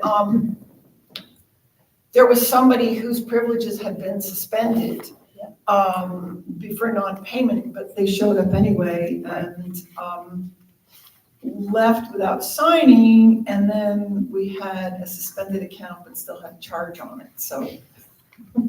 Right, I like what Jill said. If you want an amenities card, whether it's the resident or the tenant, somebody has to have a credit card on file associated. Yeah, but it's also, I think it's important, like I said, if somebody's suspended, how would anybody know they're suspended unless the staff is asking for somebody's card before orders are taken? I think, Well, the system tells you that, says access, Suspended. Privilege denied, Yeah. suspended. but I'm saying, but the staff need to ask the people what their card number is or see their card and know before they actually start taking in orders, is my point. Yeah, but for example, I think what Rich is saying is that if I go to the tiki bar and I order a martini and I'm suspended, and I get the martini, I say, yeah, my number is, R3456, and I walk away, they go and put that in and, oh, it was suspended. That's exactly what happened. Well, in then the we company. have the wall of fame where do not serve this person. And you put the picture like at the liquor store. So, let me ask this, Greg, in Jonas, I can't remember, I think this is the case. When Jordan puts in for the tenant, there is an end date on it, correct? So like with TechWave, we have the ability to end date amenity cards and RFIDs. Mhm. I'm assuming Jonas has that functionality in the system as well. So as of 12/31, this person Right. can no longer, but we can still charge to their account to close out any December activity. That's correct, because you Okay. still capture the financial payment information. But I think Jill's point is well taken, and somebody might burn you once or twice. Right. Yeah. Because they sit down and Yes. order and they have a canceled account, but that's when if 14-day suspension turns into 90 days or whatever. Okay, If they're intentionally, deceptively, because that's Right. basically stealing. right, yes. So in addition, I need to modify the SOP we have on issuing cards to renters, right? Oh, you know what? I have an updated Right. SOP. We did Amy did some revisions on it. Amy did. Yes. She tidied a couple of things Would up. she like to share them? I have them right here, yes. You have a source? Just the last I'll thing. take them under consideration. Oh, yes, please do. I was gonna say the last thing before Ken makes the update, if the resident wants to take responsibility, then it doesn't have to be updated with the renter. Like, let's say it's a child, Yeah. and the resident says, when my children are there, I'm gonna take responsibility, so the tenant doesn't necessarily. But it's really comes down to you, the homeowner, if you're renting your house, whether you wanna take responsibility for amenity charges. I think we just make it automatic, and if you're a renter, you gotta have something on file. Period, paragraph. Because if it's somebody's kid, they're gonna be a household guest. Got it. Yeah, they're not gonna be. They're not gonna rent. A renter. So are you all okay then, at least on this thing, if we'll, for these purposes, we continue the hearing? I'll work on the red line rather than sit here and, waste everybody's time. We will need to, just so you know, when we get there, we'll need to open it. Yes, and then understood, continue it. understood. Okay, that was really productive. Awesome. Here, Monday. So she didn't redline mine, she wrote a whole new one. Kind of. No offense. Would you like it? You didn't know she was a 2-for-1 deal, did you? Okay, you're under the bus. This isn't me. It wasn't me. Oh, so I think did we cover the delinquent account thing? I think we can discuss a little more after we get the next red line, but I thought it was really helpful. Okay. So moving into item number 4C, which is the discussion regarding resident access to the community and amenities. That was me, right?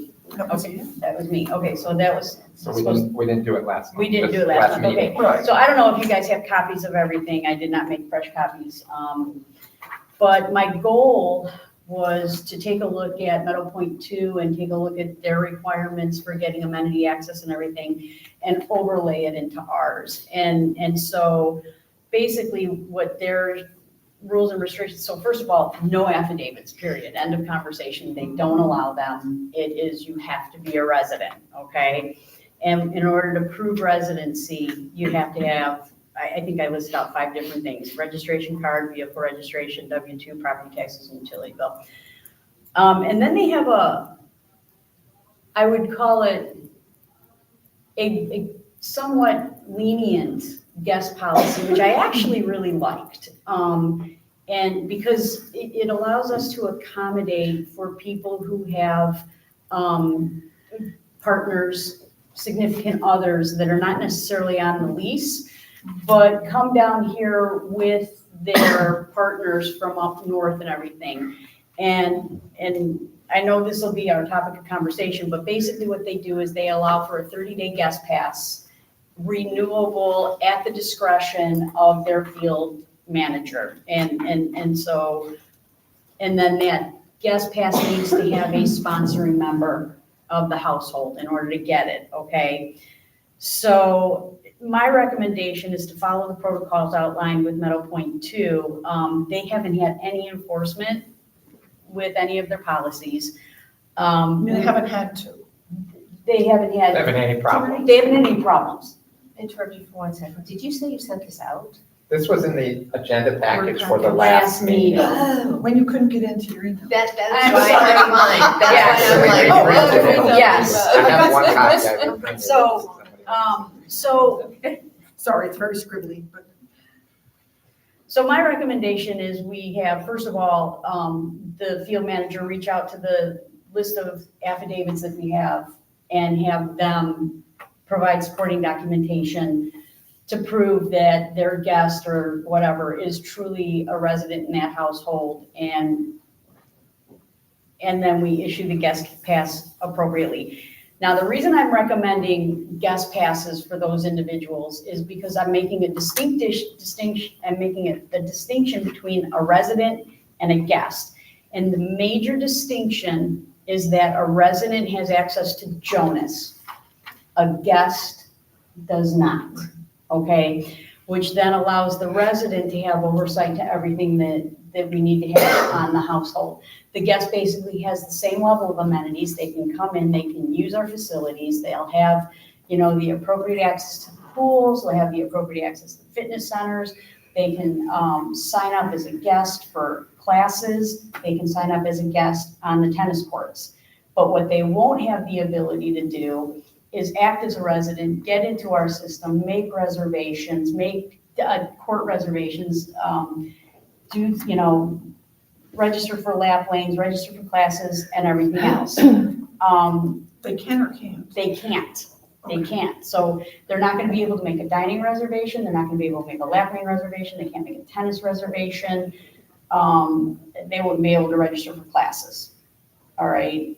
So that is the main distinction. Guests can still use our facilities. We're not taking anything away from them from using our facilities. But residents have a step up in terms of what those guests have the ability to do. And like I said, that would mean the elimination of the affidavits. We would have to go reach out and do that. This also means that the guest would have to pay the $10 guest fee for tennis. They would have to do a walk-in. They would have to pay by credit card.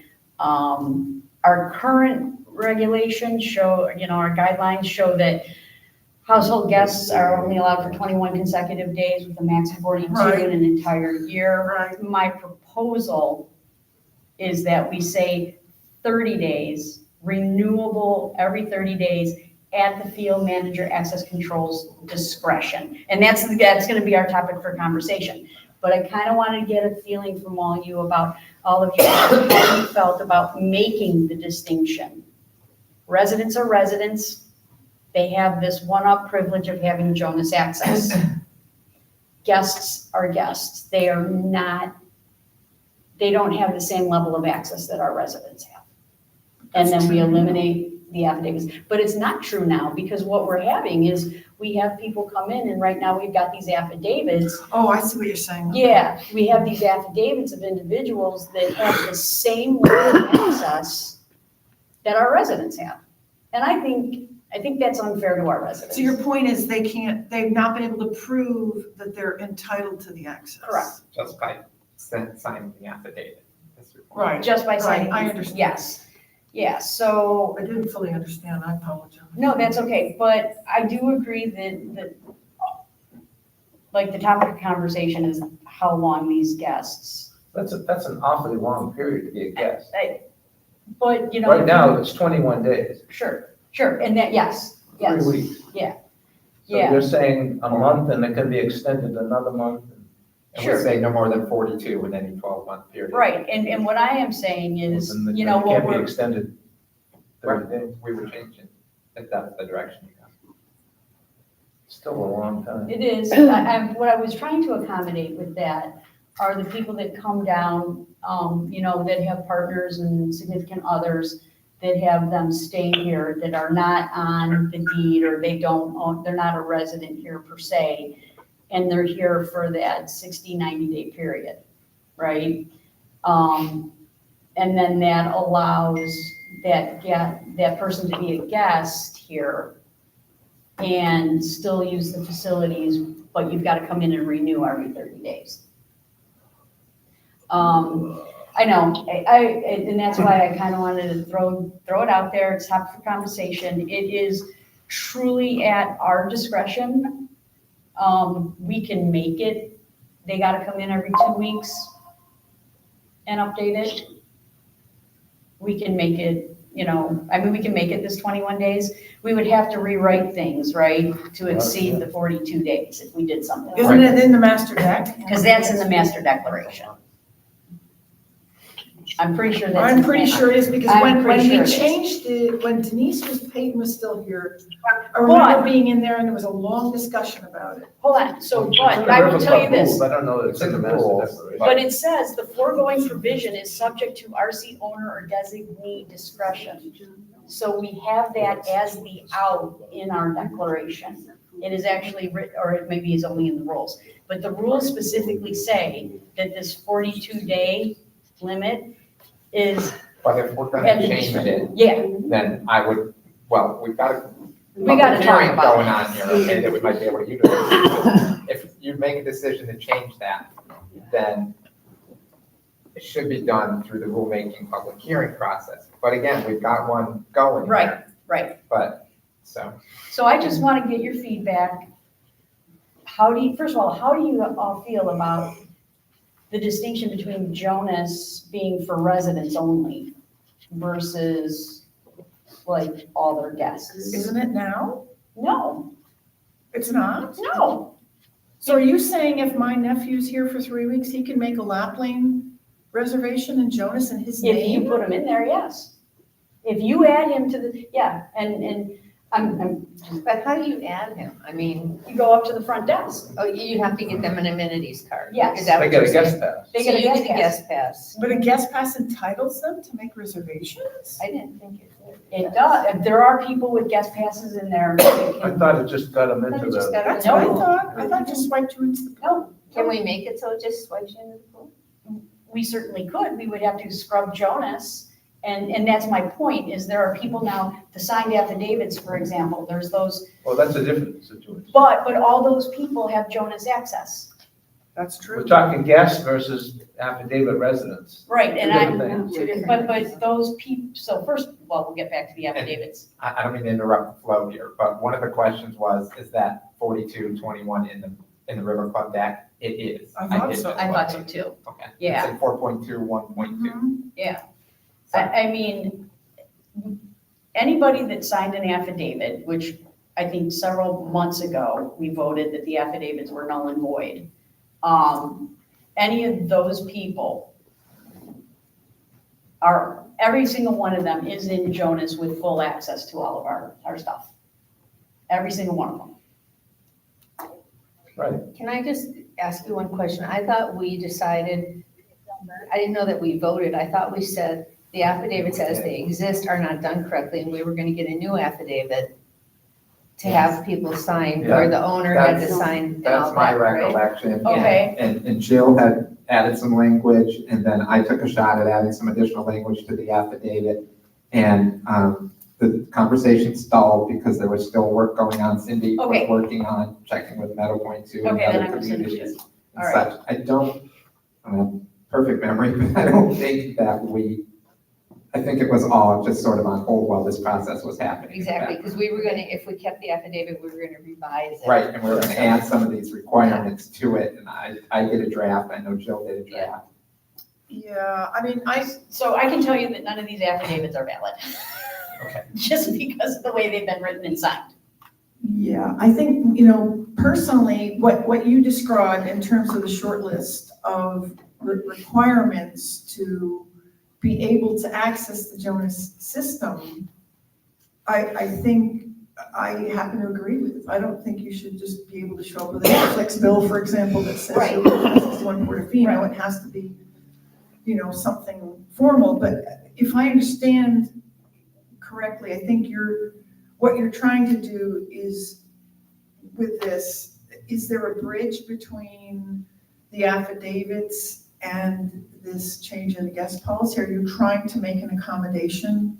I am. Okay. I'm trying to make an accommodation for these people that have affidavits to be able to use these amenities and not have the same level of resident access that those people have, that our true residents have. Yes, so I'm trying to accommodate. And longer than 42 days. And longer than 42 days, exactly.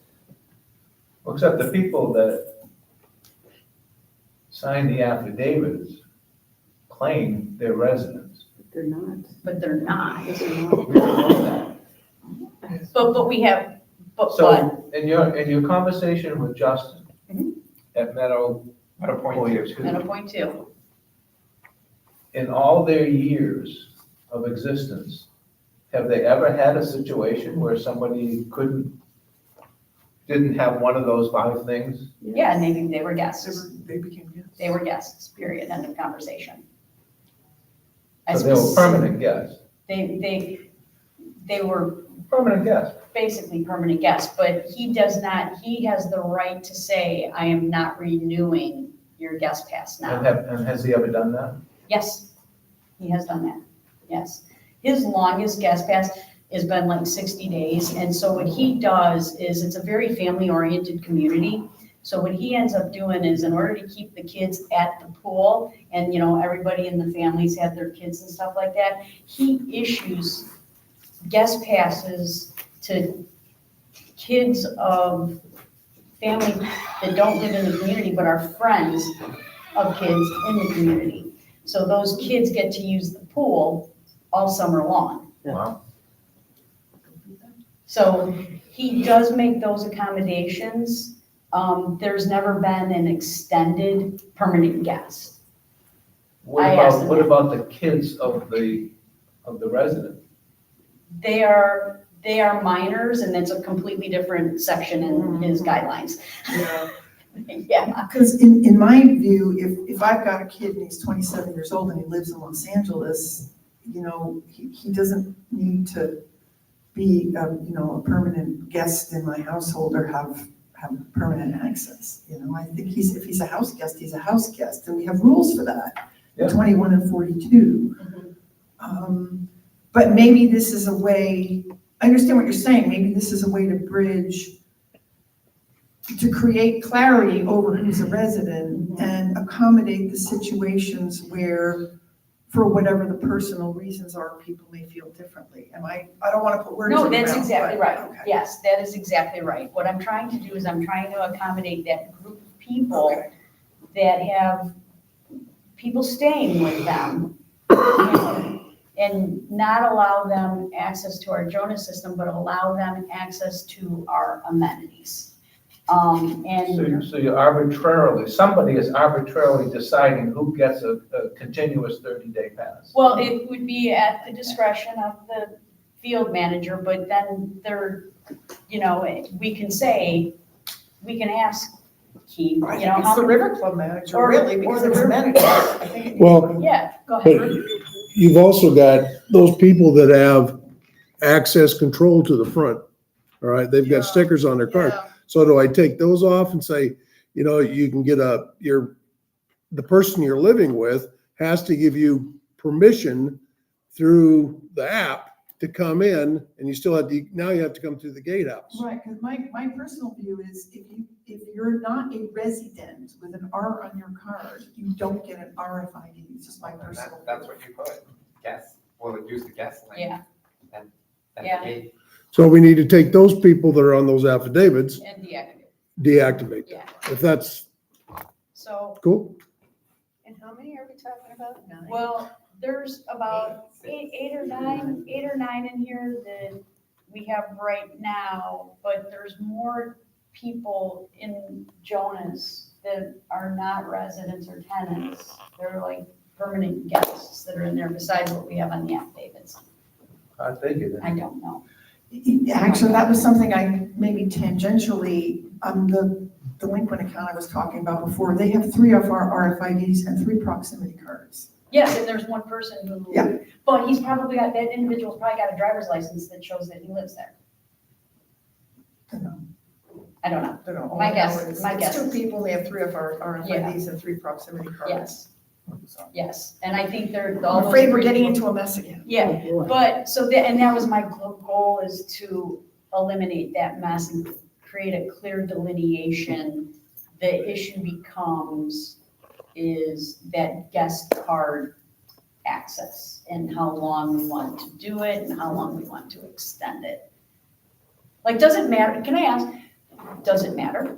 It doesn't matter because. Whether it's 30, 60, 42 days, Whatever you 21 guys days? I think it I just, think what matters is consistency. Me That's too. what I'm concerned And that's what about. I'm trying to And to create. leave it and in, like, if we delineation. say, Greg, sorry, but you get to decide who gets 30 and who gets 60 and who gets 45. I don't know how Justin does it, if that's the person's name who does it. That's Justin Wright. That would be, all you need is one kid who said, I had a guest pass last year. I don't know, it just makes me nervous. to me, this is fairly simple. Sorry, the microphone died, I'll talk The microphone's louder. dying, Is yeah. that, I mean, my kid can be my guest all year. I mean, oh, thank you. This one's still working. My kid can be my guest all year. The differentiation, in my mind anyway, becomes, and this is why I like the 21 to 42 and consistency and not changing it, is the difference is, if my kid is here for that long, then they have to start to pay the $10 guest fee for tennis courts, for example. So I could see where, I don't know that this means that we make a whole lot of change. Maybe we need to think about it some more. I like the idea of, of tightening up, resident restrictions, and then just making sure that anything to do with guests, doesn't create a problem if somebody, is gonna be here for a substantial period of time. Right. But. Okay, I mean, I don't know, like I said, I was just trying to make a clear delineation between resident and guest. And I'm trying to accommodate those individuals that stay as a guest for an extended period of time. Without, and I agree with you, consistency is the most important, and then that delineation between the two. So however we want to do that. What were because I feel like I need more time to think about it. Absolutely, this was not a So decision. what were the, and is it in the email you sent, what the ID requirements were? If it's in the email, then I'll. I think I included it in last month's package, but I can It's email right it on to the you. front Oh, of it is, that. oh, it's in Jill. here? It's the page before that. It's the page before this. Oh, then maybe I don't know. Or here, I can read it out loud. Okay. Proof of residency, this is what Cindy put together. Proof of residency is limited to a picture ID issued by city, state, or federal agencies with an expiration date and one of the following: Florida voter registration card, Florida vehicle registration or title, W-2 form, property tax record, utility bill. Okay, so not even banks. But it's all in the agenda package from the last meeting. Yeah, I just found. Okay, fair enough, sorry. But I can see a lot of situations where these 5 things wouldn't work for a lot of people. Yeah. From up north. It wouldn't We work saw for it me. when we went through the process, and they did find other things, but maybe it was the name of a trust, maybe the husband and wife had different last names. But It was, do you own the property? Are you a resident? Right, so if you're a resident, let's say you're a resident, but you don't own the property, you probably have a driver's license that has that residence on there, No. right? I lived up north. no. I'm they just have talking more than about me, that. I'm only me as my, You are, not now, right, before. before, an owner, right? You're on the deed, right? So, well, let's use you, Not you and Joe. necessarily. Or your trust, Me. your trust. You are co-trustees. So therefore, by default, No, in my current situation, we are not co-trustees. I have a trust, he has a trust. I mean, all I'm saying is there's scenarios where We ran into it. I know a couple here right now who, he owns this house, she owns the house up north. Okay, Right, so- so she has a license up there. She doesn't have a license down here. She owns the house up there. She still is his partner and still comes down here. I don't know, I'm just saying. yeah, I hear ya. I mean, So it's, she could put utility bills in her name. I don't know. For me, I think, maybe it's just gonna take more thought on it. I Yeah. know there was one situation with some people who don't live in the US.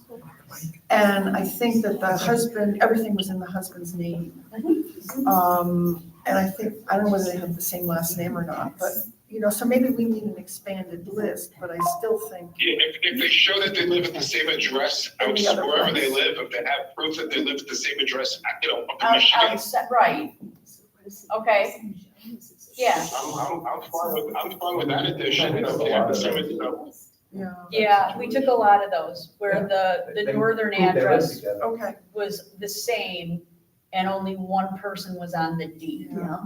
Yeah. So if you make that addition, that proves that they're together up there, so that's good enough for them to be down here together. I'm shocked that Meadow Point 2 can live with this. Me too. Maybe they only have 5 residents. They're a big community. Well, and that you raise an interesting point, Ken, because that's one of the concerns I have about broadening the guest time per se, is that I think that could open up a can of worms. I just feel like I need to think about it some Absolutely. more. That's But why- this Their is kids' friends really get helpful. guest passes to the pool all summer? I mean, come on. What's that? Their kids' friends get guest Yeah, passes to the pool. and basically Justin Wright's comment to me was on that, he goes, I'd rather see him at our pool than out on the streets causing trouble.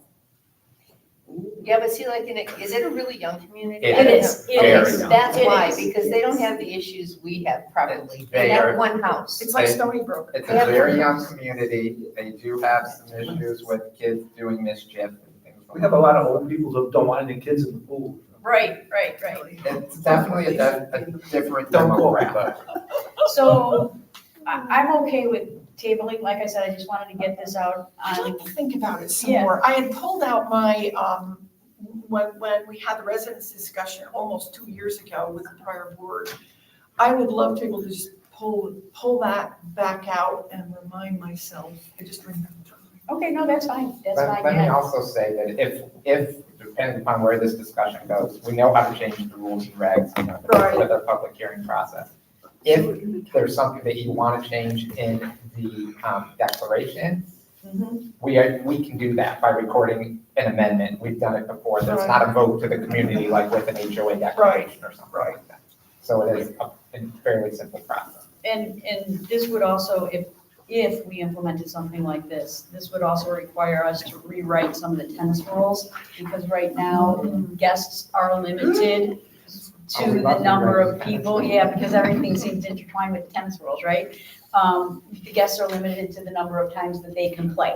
So we would have to address that, because I wouldn't want to have a restriction on that if we went with a policy like this. So those people would be able to play with the $10 fee. Well, we have to be careful too. I think we have to be careful with some of these things too, because if we have too many guests here with privileges for too long a period of time. Yeah, no, I And know. I'm not saying these 9 or these 8, I'm saying, let's say we have 50, 60 people, guests that are here longer, that we're not using the pool, but now we're giving pool access to the height of season, and then residents can't get to a pool chair because 30 people have 4 guests each, and we're now inundated. Well, we're still restricted to the number of guests that we're allowed per household. I'm not changing any of that. Because aren't we But restricted to? you've not taken it from 21 to a maximum of 42 to 30, 60, 90, or Okay, however more. And you've now added a lot more people potentially. I'm not saying it's gonna happen, but you've added more people potentially and the duration of the number of guests at any point in time. So maybe a solution here is to just think about the difficulties, or the challenges. We all have the affidavits that were signed, and I feel like I have to go back and look at those and try to understand those a little bit better and what they are. That's just how I feel about it. I need some more time to think about it. okay. I do too, because this is a little cold for me. I'm looking. No, I'm It's still, Cheryl, it's still- cold for me too, because when I saw it on the agenda, I'm like, oh my God, I'm not ready to do it. But I'll try. I mean, I understand where you're going and why, and I get all that. I just need time to process a little bit. Yeah. And I do have a question about the guest passes. So, because Thanksgiving's coming up and the pool's gonna be packed. Yep. Because, Yep. and people have more than 2 kids. So if you can only get 2 guest passes, I have 3 adult children. Well, it's four Do per they- household, But they go right? together. No, You but don't this say, says "Oh, two, yes, it's that." two, our rules say two. That's what I Just was need saying. someone, one to They, open only it. one opens the gate, but they really just can't charge things then, which is probably good. Again, I would say, Don't you ask know, questions you don't want to answer. has there been a problem? Because let's be honest, the pool is so busy, somebody's gonna be going through, so I'm not worried they're not gonna be. Exactly, So- yeah, it's gonna be, Yeah, yeah. I mean, Just tell your kids they each have. You know what, my kids Don't only use fight. it for the gym. oh. Well, there you go. Oh, that'd be overcrowded. All right, so do we need this to go onto the agenda for, as we do for if we're gonna continue the hearing? It doesn't need to be a separate agenda. Oh, all right, we can The just hearing does. continue the hearing. And We can I just made- continue the We'll just hearing? continue the Okay. hearing. As Belinda Okay, has said, okay, I always okay. make my notices very wide, so, because I know that different issues might. Okay. Do you guys need copies of anything, or do you guys? No, it's not. Okay, No. all right, so thank you for. Well, I found your last thing, I don't know what you guys have that has those colors and. It was in the, It's it was in the board It's package. in the prior Board board packet packet, from that page last 38, meeting. I've got it, but it's next not, page. oh, that one, sorry. I know, it's I two didn't pages. print I only know because it was there because I had a resident who saw Okay, it. I can print it out. Okay, cool. All right, so we'll thank continue you. the hearing then. So, Thank you for right, listening. so what we actually need is a motion to open the continued public hearing regarding amending the district's rules for use of the River Club facilities. And then are we taking public comment? Yes, okay. So I'm going to make a motion that we open the public hearing. We need a second. Second, Okay. All right, now's the opportunity for any public comment. Okay, any public? All in favor? Oh, I'm sorry. Oh, aye. Aye. Yeah, that. Okay, so the public hearing is now open. Anybody? Going once, going twice? I just have one question. I mean, I know Cindy spent a lot of time on this, and so has everybody else, but I think the main thing here is that the affidavits that we received were not valid, number one. There were people that absolutely lied on some of those affidavits, that's number two. And I think that we should enforce anything we can in order for us to maintain the residents' ability to use the amenities and be here. I mean, and when I say residents, I mean literal residents of this community.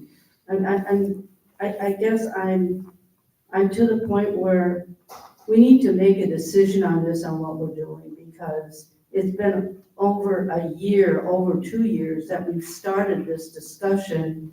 And it absolutely has gotten down to what Cindy said, who's trying to accommodate, again, people who come in here as guests, who are not even really truly guests. So I just think if you want to be a non-resident and use our amenities, then pay the fee. That's it. I mean, that's plain and simple. If you are a non-resident, then pay the $34.50 to use our amenities and do it.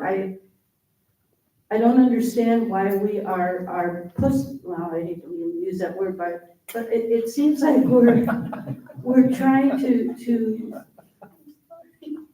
I don't even know what we're trying to do anymore. If we've got a non-resident, they're a non-resident, and pay the fee and use our amenities. If you're a resident, then you're a resident. It just, to me, it's black and white.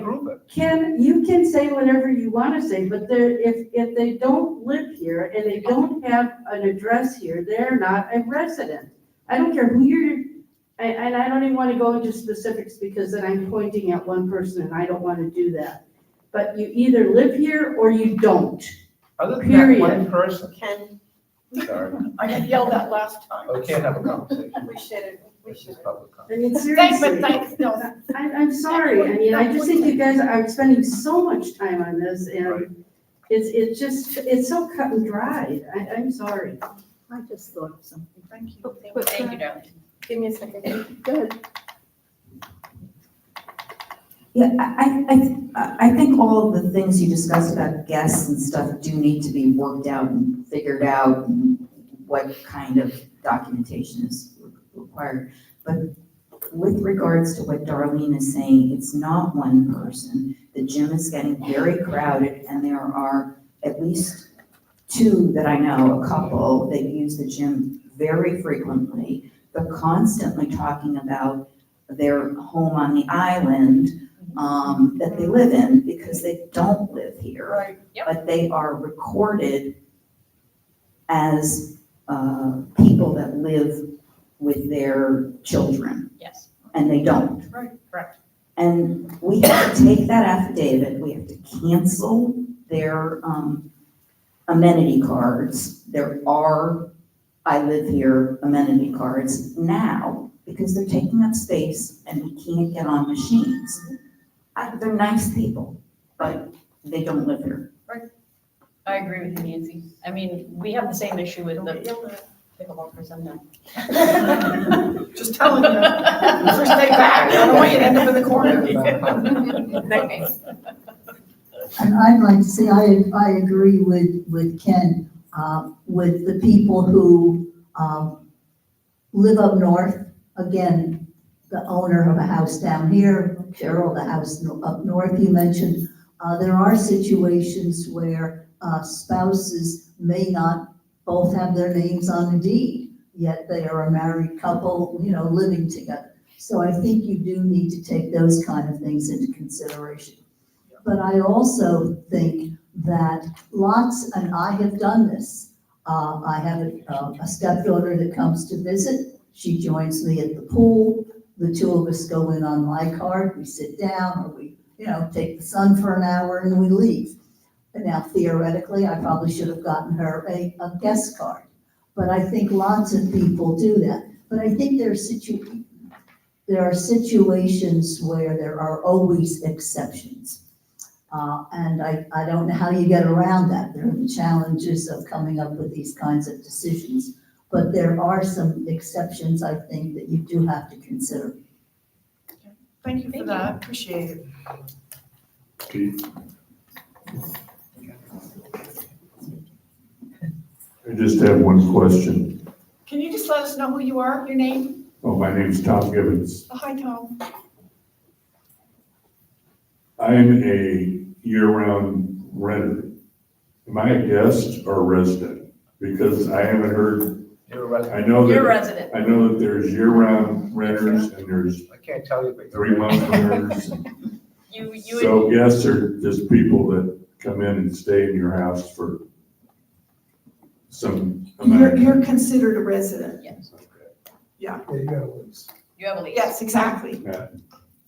You have a lease. We're good to go. Yes, you're a resident. Don't have to be a landowner to be a resident. Okay, Are there any other public comments? so then board, we need a motion to continue the public hearing to December 8th at 9:30 at this location. I'll make the motion. Second. Second, Sharon? Yeah. All those in favor, please say aye. Aye. Does anybody need a break before we move on? Yeah. Okay, so we're gonna take a 10-minute break and we're gonna go off the record at 12:01 PM.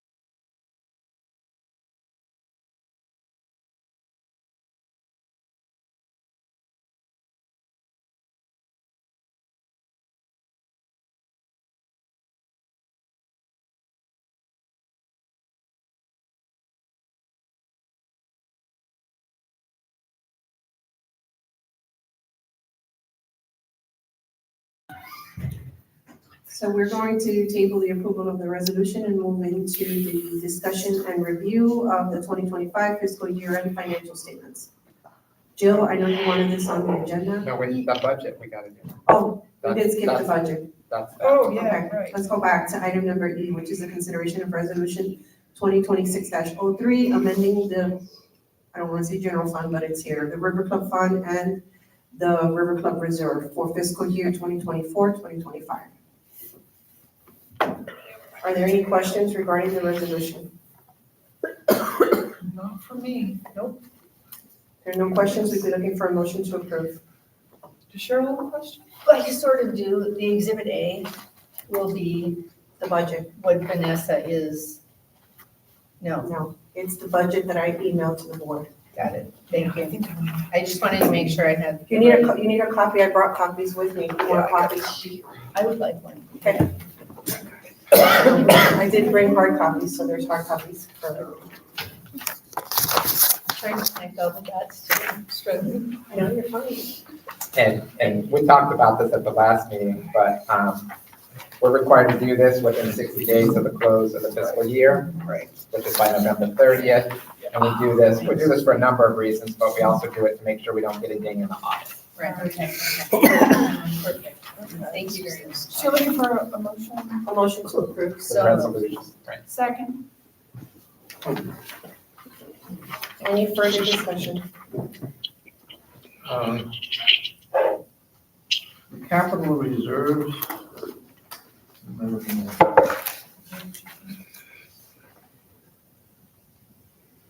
I make a suggestion for bigger font. So moved.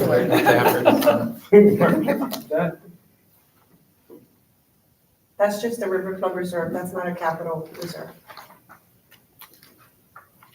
it's the River Club Fund, not the reserve. Both. Oh, the reserve's gonna change. It's, whether it changes or not, Ken, that's not going to impact what we have here. We're just amending the budget so that we have a sufficient funds Yeah. covered, No, I so know that it's we're not budget, showing a I thought it loss, was- because we can't show a negative at Right. year end. Okay.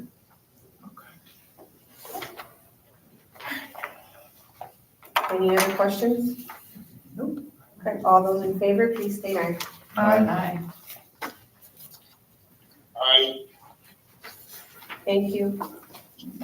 We now have the discussion and review of the 2025 fiscal year-end financial statements. You know, Belinda, I had put this on because I thought we might need to talk about it, but I think unless somebody has anything, and specifically, I think we're good there.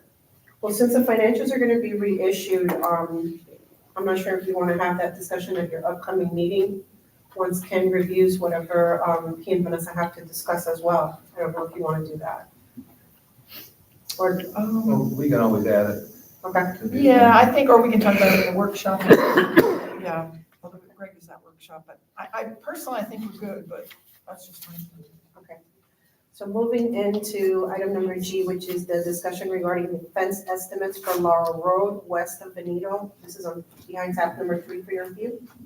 And so just, you know, I'm gonna apologize to Cheryl here, it was at the last meeting, if I recall correctly, that, you know, with the emails that we got, I asked Keith if he could kindly help with this. I think I probably was not as compos mentis when we were discussing the Laurel Road plan. And I feel pretty strongly, especially following the emails that we've gotten from residents, that we should consider putting in fencing between at the men's whole 9 tee boxes up to, and including,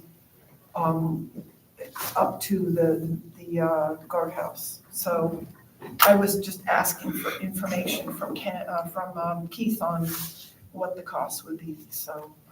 No, that makes sense to me. I mean, I did see all the emails that came in. Yeah. My question would be, how far back into the preserve property can you go to avoid people walking around the fence and coming in on the 9th tee box? Well, you could get right up into that, because it's pretty clandestine, that one's, where we put those extra plants. And Yeah, it gets pretty thick right in there. I mean, you'll have to want to go through there to get over the tee box. I mean, no place along that road is, perfect, but you can push it back in there a little ways and then take it all the way down and around and stop at the chain link fence. Stop at that bush, there's a hedge right there, and then pick up your more decorative fence all the way down to the gatehouse and put a man gate on both sides using that more decorative side, but that's. that was my other question, is this only addresses a gate on one side? Right. So it's kind of like, Right. and besides, that is open, frankly, right? Anybody can walk through with guardhouses, especially if the guard is out on patrol. And not only that, but if you wanted to, you could walk through the welcome center You could, until, yeah, Right. yeah. and so Yes. to put you'd have to put it then a gate on the other Right, side yes, and you a would. fence along that pond Yeah, and around. So yeah. I kind of, hopefully the fence, like all the way to, there are all those bushes coming around the curve, continue the fence all the way around the curve, but then stop it there. Right. Because it's really open anyway. Right. And at least maybe that would stop the kids from coming through. And we're sure these are kids from outside, right? Yeah. Yes. Oh, yeah. From coming through that area. I'm fine with that. I do have concerns, and I was looking at everything on the proposals. The smaller chain link fence is going to be like a green wall, and I have concerns about how that would look. To do the smaller squares, it's going to look like a green wall. I don't think it's going to be very attractive. Yeah. And I mean, I think the most attractive option would be the posts, the smaller spaced. But just on the Veneto side, not on the Lower Road side, or did you mean the Lower Road side? The lower roadside, you won't see Oh, no, it. sorry, the Lower Road No. side.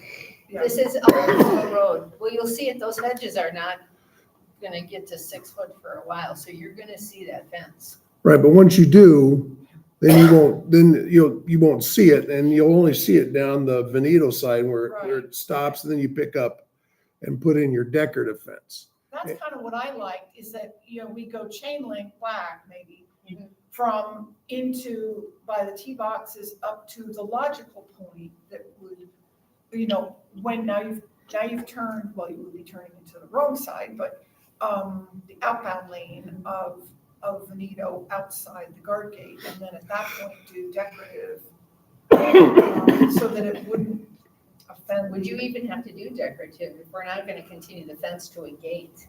Well, the gate, there is I think a quote for a gate at that, and you can put one on the other side that, and you can add where you would have to have your key or your card, your pass, your resident card, just like to get into the gym or the pool, to get into those gates. And here's my thing about the gates. The gates make sense to me when there's an actual gate across where the cars come through. But you can walk through there. So I don't understand what the gate accomplishes. People are bringing golf carts through. How often is that? I mean, that are not going to the go golf. golf. Oh, yeah, no, it's happening. Oh, it's Just happening. not the real golf carts, but like the slow vehicles. LSVs, Low speed vehicles. Yeah, I see it all the time. When I go out and we go out for our runs, we see people taking those low speed vehicles up onto our sidewalks and coming into the community. that they live here. Absolutely. It's absolutely. I've watched them come down from the stair up and drive down the sidewalk that way and then come in. And they're not going to the golf club. No, these are not. No, golf they're, club no, carts. it's like, I saw a bright red golf cart. Yeah, I've seen a blue, black, I don't know what color it was, blue, black. Where do they go when they come in? On the streets, they're just driving around looking. Driving around looking, and if they're gonna come in, that's Bump fine, them down but the then you come in to the, on the road and you come in as a guest. I'm fine with that. Yeah, but I see them driving on the sidewalk all the time. We saw a mini motorcycle in the River Club parking lot here, go and leave and go underneath the wires and leave the community out that far exit. Which I don't understand why there's a gate there. Why isn't that closed? Well, that's what I was gonna. They break it open, It's that's what POA happens. property. But they break it open. And also, I've hiked back mini there, it's like a motorcycle, chain. a mini motorcycle can come through Silted Delaware with no problems. Right. That is, Right. that, you know, that arm is 2 feet from the fixed gate. So anything can basically get in there. Yeah, I was So, gonna mean, bring that up we're spending, as part of this we're spending discussion. tons of money for putting gate, but we're so porous in other places. Right. We need to look at this. I don't understand. Um, What are these people doing? They're Well, looking around. I will don't tell you that I've got video footage of a neighbor's house, that there's been this young boy walking around barefoot in front of her house at 2:30 in the morning, several nights this past week, just walking and looking at things. Anybody call the police? They will be calling the police the next time. Yeah. Yeah, Keith, I think David Moy called you on that. If he hasn't, he will be. Okay. Well, to me, these are Well, kind that's of, weird. these, Yeah, well, but there is a lot of weird, there is weird there's a stuff lot of going weird on. stuff I going mean, on. well, like you, well, the guy that you saw at the Welcome Center one time when you were running. Yeah, the tacos Yeah. guy. Yeah, so, but I guess I see this kind of as two parts. I think we have a duty to address the Laurel Road west of the entrance thing, because it's very porous. People are, I've come across people, on the 9th hole who Yeah, they just, come in and fish. they also come in and play golf. Yeah, they come in and play 8 and Well, 9. that's not our property. Well, but it's our border. I mean, and they're ending up in the backyards of people who live over on Treviso. At the very least, I would like to see us start with a fence along Laurel Road and then figure out Well, with the design, how we match it. Before we spend $30,000 to $60,000, I'm back to what's the real problem we're trying to solve. Trespass. And when I ask people, did you call the police? It's always a no. Why don't we try other things before we spend a very large sum of money to keep some kids out from fishing? And they'll probably find another way in. You know, you get on the access road. And there's lots of places you can come in. I don't think all these people, I'm sorry, I didn't interrupt you. I don't think all these people are just coming in to fish. They have the appearance of fishing, but I don't think they are all fishing. Based on some, Are they breaking into homes? We Not get yet. reports of a lot of break-ins. not yet. Not yet. It's been 20 Not years. yet. So you want to wait until there's break-ins? All I'm saying is it's been 20 some odd years. But we didn't have the kind of 4-story, short-term housing going in that we have going in up the street. It's a different world from what it was 20 years ago. We're not at the end of a shell road anymore. People are coming from the apartments. Yeah, did you know that the 7-Eleven had an armed robbery over the summer? I heard. And there were squatters in, Aria. Yes, yeah. Aria. There were So, squatters you in know, Aria. I'm just, maybe it's a female thing. I don't know. I'm reacting. I don't think it has anything to do with gender. Are you oppressing me? No, just kidding. But no, but Wow. this is a joke. Aren't you glad you're sitting between the two of them? No, Wait. no, seriously. No, seriously, but I think, I get it, you know, I get it. And I think that as part of, what I would say is that we collected $1.4 million from people, which, as you all know, I voted against, to beef up our. No, that was the hurricane. Yeah, but a lot of that landscaping was taken down during Hurricane Ian. And we just spent $300,000 filling it all in. But it isn't all filled in. Well, because it's got to grow. Are we willing to wait 2 or 3 years until it grows? Waited This 20. is, well, all I'm saying is this is what I wish I had been a little bit more compos mentis this spring and didn't push. My feeling, I'm 1 of 5. I think it's a very heavily traveled road. It's only going to get much more heavily traveled. I understand the concerns of the homeowners, and it's just my opinion. I understand the concerns as well, but I'm also trying to figure out, have the signs been posted yet? There's signs all, well, you mean down Laurel Road? Yeah. Not yet, no, By the but at the ninth hole. fishing pond that was in question, there's 2 new signs out there. There's no signs on that fishing pond.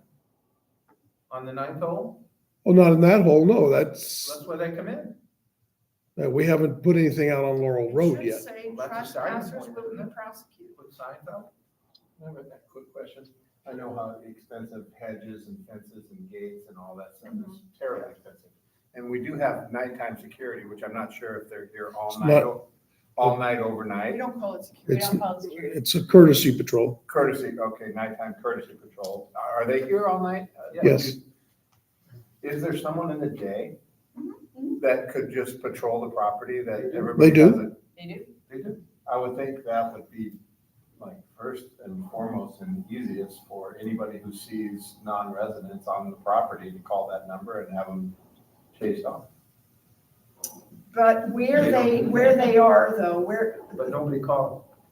But no, they have There's a few called. calls, there's a few calls, and they tell them, call the police. Right, they tell them to call Because the they don't police. have any policing authority. No, but yeah, call the police. Like if you see a barefoot guy at 2 a.m. or people that you think are riding in and out of the motorcycles, I would just, I know if I was a kid, I would react a lot more. I'd pay closer attention to somebody in a uniform who's telling me they're gonna call the police than I would, opening an offense. sure. Keith, can these courtesy people, privacy managers, whatever they are, can they approach? Or do we allow them to approach these individuals, or is it just mandatory we call the police? It's, they observe and report. Okay, so they do not And what they approach. should be doing is calling the police Okay. as well. But a reserve, they're not trained Yeah, to okay, approach, that's what I was asking. walk across the side. They should be calling, Should be making the call. yes. When you say call, do you mean call the police? Correct. Because our road's a public road. Anybody can come in here, even though it's a gate. Right, Sure. yeah, I just But explained. as soon as you Can't get keep off the anybody road out. and you go walking through a neighborhood or. That's private property. Right. Well, the road isn't, but someone's home is. From what I've heard from some residents I've spoken to, the problem they're also having is a lot of these trespassers are on the golf course. So so the police are asking where the people are, and if they say that if it's not with the proximity to the house, they're not coming. Right, right. Right, And they're on the golf course side. right, even though they're on our property, they're on the golf course side. Yeah, and they've crossed over because our perimeter is, at least in my personal opinion, not as robust as it could be. I just think it's part of our profile. We're the only community that I can think of that's that easy to just walk into. I agree. I mean, I personally think that far exit, both those wrought iron gates should be closed all the time. And if you want to leave, the wrought iron gate's got to open, and we should have an access card to get into the gate. I can make that happen. But An access card to get into what gate? the gate over at the bar entrance on Citadella. The man If you gate. don't, the man gate. So if you don't have, Pedestrian. an access card to get into the man gate, we're not denying you access, we're just telling you to go to the front entrance. But I understand what you're saying, but I think I was against the last time we said to do that as an entrance and exit on Siltadella, only because there's never a line at the resident, more than 2 cars to get in the resident gate. So why do we need another access point? I'm saying, close that access point. So I'm saying not making an entrance right now. Oh, I thought that we were No, saying. no, make it an no, entrance. no. I'm saying, so we have the one wrought iron gate closed all the time. The other wrought iron gate's always open. And like Rich said, the post is, only. It is, yeah. Right? So I'm saying leave that other wrought iron gate closed. And if you want to leave the community, you have to wait for that gate to Right, which is open. fine. And then the man gate, you need an access card to come back in if you're walking out that way. So like when we walk Salmon out that way, I'd have to bring my access card to walk back in. to I've get seen back in. golf carts come in that gate. I've seen golf carts come in that gate too. In which gate? The far The gate. man gate on Siltadella. Yeah, the man If gate on one person Citadella. holds the gate open and they fold in the mirrors, they can just. The non-manned gate on Siltadella. You said No, the man gate on the The, sidewalk. the sidewalk. The walking, The the sidewalk walking gate. gate. I was I've seen confused them too, not the drive- man. When you say manned, I'm thinking the Oh, guard. sorry, Right. and man gate, like a Sorry. human pedestrian. Yeah, Pedestrian, man. Pedestrian sidewalk. Got it now, got it. Sidewalk. So I'm saying put an access reader on that pedestrian gate, and I'm saying keep those two wrought iron gates closed for the vehicles. And then if you want to leave the community, that wrought iron gate has to open. The only people that will tick off will be the bikers. Right, exactly, I'm a bike, I go out there. Everybody who Because you leaves that can way. kind of Right, I go through. yeah, I'm like buzzing right. And you're gonna see more, The biker can use the man, can use the man access gate. No, I get that, it's just a pain, because you don't have to get off your bike to get through the space now. It's a bigger pain to wait for that metal gate to open every time. You don't realize how much traffic goes down there. and you're gonna see that arm being hit a lot more over there, because they're waiting for that. We're just making it more inconvenient for residents. I think we should just tear down all the fences and just tell everybody who wants to come in to come in. Well, you can put a sign up, you're welcome. Absolutely. So We're taking down the welcome sign, putting a stop. So when I think about it, agree, it's an inconvenience, but it's an inconvenience for safety. And are we willing to be inconvenienced to have some safety in the community? That's the question. So I'm And most okay. communities have that large roll down gate, not just a little arm protecting their entrances. Drive down Jacaranda, they're all those big gates or whatever, or on Auburn, you have those the large access gates that, So, not just a little arm. So why are we different? so my comment was gonna be, Because I was a man. those are non-manned gates, I think is where you're seeing all the iron, which Mm-hmm. is one thing. But the second thing is, I'm okay with closing the gate on that exit on Siltadella, but then the golf course has to lock theirs because Absolutely. everybody comes through that way. Absolutely. Which we've asked them to do and they won't. And if they're not gonna do that, There's no then point. there's no point. Okay. Or they haven't. That's my only. So- there really Okay, is that's a no good point, Cheryl. I forgot about the fact that they've got that dual entrance. So you're saying they won't, have we asked them and they won't? We've asked them. I shouldn't say they won't, they haven't. Okay. 'Cause So, it's but that's convenient. I guess that's a separate thing from, From the fence. where are we then, do we think, on the Laurel Road fencing? So if we do Laurel Road, are we gonna do all the way down the access road? Because all you have to do is come down 10 feet in the access road and come in that way. What are you talking about? Yeah, I know. what The you're access road is further down. Way further Access down. road, you gotta go past But you Willow can walk Chase. it down there and come in to our. He's talking about where the guardhouse is. You're talking about where the guardhouse is, No, right? he's talking about, No, no, talking about the Shell Like Road. along the fourth hole. The Fish Camp Road on the back. That's like 1,000 feet down the street. Yeah, you gotta get past Willow Believe Chase. me, I walk on foot. Yeah, you gotta go past Willow Chase to go into it. It's Yeah. far. It's easy to come in that way. No doubt, but that's a less visible, to me, this is about our profile. So if we go back to the front and the Yeah. fence, can we just maybe talk about that fence for a minute? Because the question for me is, how far does that fence continue, and are we gonna have gates on the front? And my concern about gates on the front is, you could just walk around, you can walk around the posts and I understand what you're saying about golf carts, but is that a second conversation? Is Yeah. the first one, let's talk about the fence that borders the Yes. plantings, Yes. and how far does that Yes. go? And then, because to Yeah. me, you know, if we were gonna do a fence going up Veneto, you know, maybe there's another way to handle it, plus that is within eyesight of the main gate. And although I take Greg's point, it's not within eyesight of the front gate. I would like to see us address Laurel Road, you know, maybe up to that, you know, monument where the fountain is. At the very least, we've got to start there. And then if we've got some signage that we can put in that says, you know, trespassers, you know. Well, it should be posted anyhow. But, so if we were gonna look at that, Keith, then that's the second one, right? That's the 1477 feet of green, but I would do black, 6-foot high chain link. Oh, no. It's the one that goes from into the woods by the tee box Or maybe we don't have that one up to the monument where the fountain is. Well, you don't have, where the monument is, you don't have to put a fence in there. There's no way anybody's gonna go walk through that part.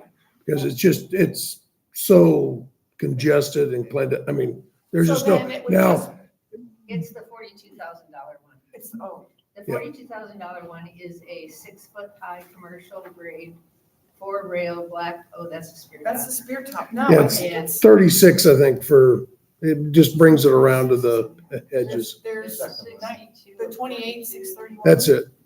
14, that's what I said. Can I make a suggestion? Can we do this at the next meeting and actually Yeah. have a map? Picture, yes, I agree, it's a good idea. We should, and also, I still want to see a quote for another fence, because I said, you spend $20,000, $30,000, whatever it is, for a 6-foot chain link fence, and we're looking at taking out kids. They can get over a 6-foot chain link fence and put your foot, that you put your toe into in about 3 seconds. So you've accomplished nothing but spending money. Yeah, it'll prevent people from driving a golf cart in, yes, but if you want to prevent anybody from getting in on foot, a 6-foot chain link fence is not going to stop anybody if it has a 2-foot and the 2-inch. But Yeah, this, but now I take Cheryl's thing. You don't want to look at the wall, but That's when what it's it's gonna going in, look like, you right see there. it. Yeah. Boy, it's gonna be a wall. yeah. What, how big is that? They're the smaller Oh, ones. I don't like that. See, I think, you know. The 8-foot fence, I talked to him about, he said, Keith, it's too high, you're gonna have a concentration camp, look, with an 8-foot fence. I think we do the same chain link that's on the other side. I 'cause agree. Why would Yes, we say agreed. it needs to Why would be we make it any out over different? there? Which is black and that And it's regular a black. 2-inch. Yeah. Exactly. If we're gonna do a fence, I think we do that unless you wanna spruce it up and do the poles. So it's actually less than this. It's because only it says- 19,000. Oh, it's a 19 one. I think the regular chain link and then go decorative with spears as you had at So the Benito. 19th is the shorter one. Right. Yeah, the That's what I'm 6-foot, talking about. 2-inch. Oh, but that's green. Tree line behind the T-box road does not go back to the gate, so it's, Right. so it's a 19,000, 19,437. And it could be black, I mean, green or black. Okay. do we need to check and see if black is a different price? I don't think it's gonna be a different price, but I'm sure we'll check. His recommendation too was black. Yeah, Okay. I think black is better, the So- green is gonna stick. Are you all okay then if I make a motion that we accept quote number 2971, except changing it to black vinyl chain link for not to exceed $20,000? I'll second that. And just so I'm clear, Keith, this ends, it just says it where it does not go, but it doesn't say where it goes to. It ends at that sort of clumpy area west of. 1,007 feet. Yeah, I have a question. Let me go get a map. Do we have to dig anything up to put this fence in? No, you should not, because we dug it up pretty much with the new, with all that new stuff we put in. It's gonna go right behind that and all the way down. I wouldn't assume that, Keith, without checking it out. Well, do you want to defer this then Yes. to the December 8th? We'll get some more information and a map, because I know Rich wants to see a map, and I get it. I would like to see a map Do too. you want other quotes? I have another quote coming, yes. Okay, okay, perfect. So can we put this on the December 8th agenda? Thank you, guys. Can we also have a look at to see if there's other fence options, because if you get different types of, like, some fences are rectangular, have like a long rectangle thing, you can't put a foothold into. There are other options. I would like to see what is out there that is not climbable. The problem, Rich, the problem with that is, are we gonna do that for the whole property then? Right. Because we have the same fence on the other side. We do. Yeah. I know, but that fence already exists, so if we're gonna spend the money, if we're gonna spend the money, let's say we spend $20,000 for a climbable fence, and a non-climbable fence is $23,000, is it not worth it to do that, at least try to prevent the, If we're, because all the time, people are complaining about the detail in the golf course, but if, people are complaining about. but if we're deferring it, can we at least, and Keith is gonna, get us a map and other things. And some can- options. And So we're gonna get another quote and we'll do the options, as Rich was saying, what the options are. And then, did I hear you guys saying, do I need to withdraw my motion? Okay, is that all I need to say? Does somebody need to second my withdrawal? Okay, I'm gonna withdraw my motion. And what if So, somebody- landscape committee, Yes. were not all those plantings designed to create, Yes. ultimately create a barrier? Yeah, those cardboard palms will get big and you can't walk through them. They're nasty little buggers. And so And the what's ones the we planted all expected the way to the edge, growth it's gonna take a period? season. That one's gonna take a year. A season, I mean, it's just like, one season? yeah, one season they should be big To me, enough. this is like the pond issue, where the vendor said, give it some time and the grasses will go away. And look, they're going away. It's the same thing. It's, granted, it's a year, and I appreciate that's longer than a couple of months. But in perspective, it's supposed to do what we said it was going to do. Otherwise, why'd we spend $300,000? We could have put in $50,000 Well, what I worth would- of plantings what I and would- put a fence in. A lot of those plantings are not in good shape. They're gonna be replaced.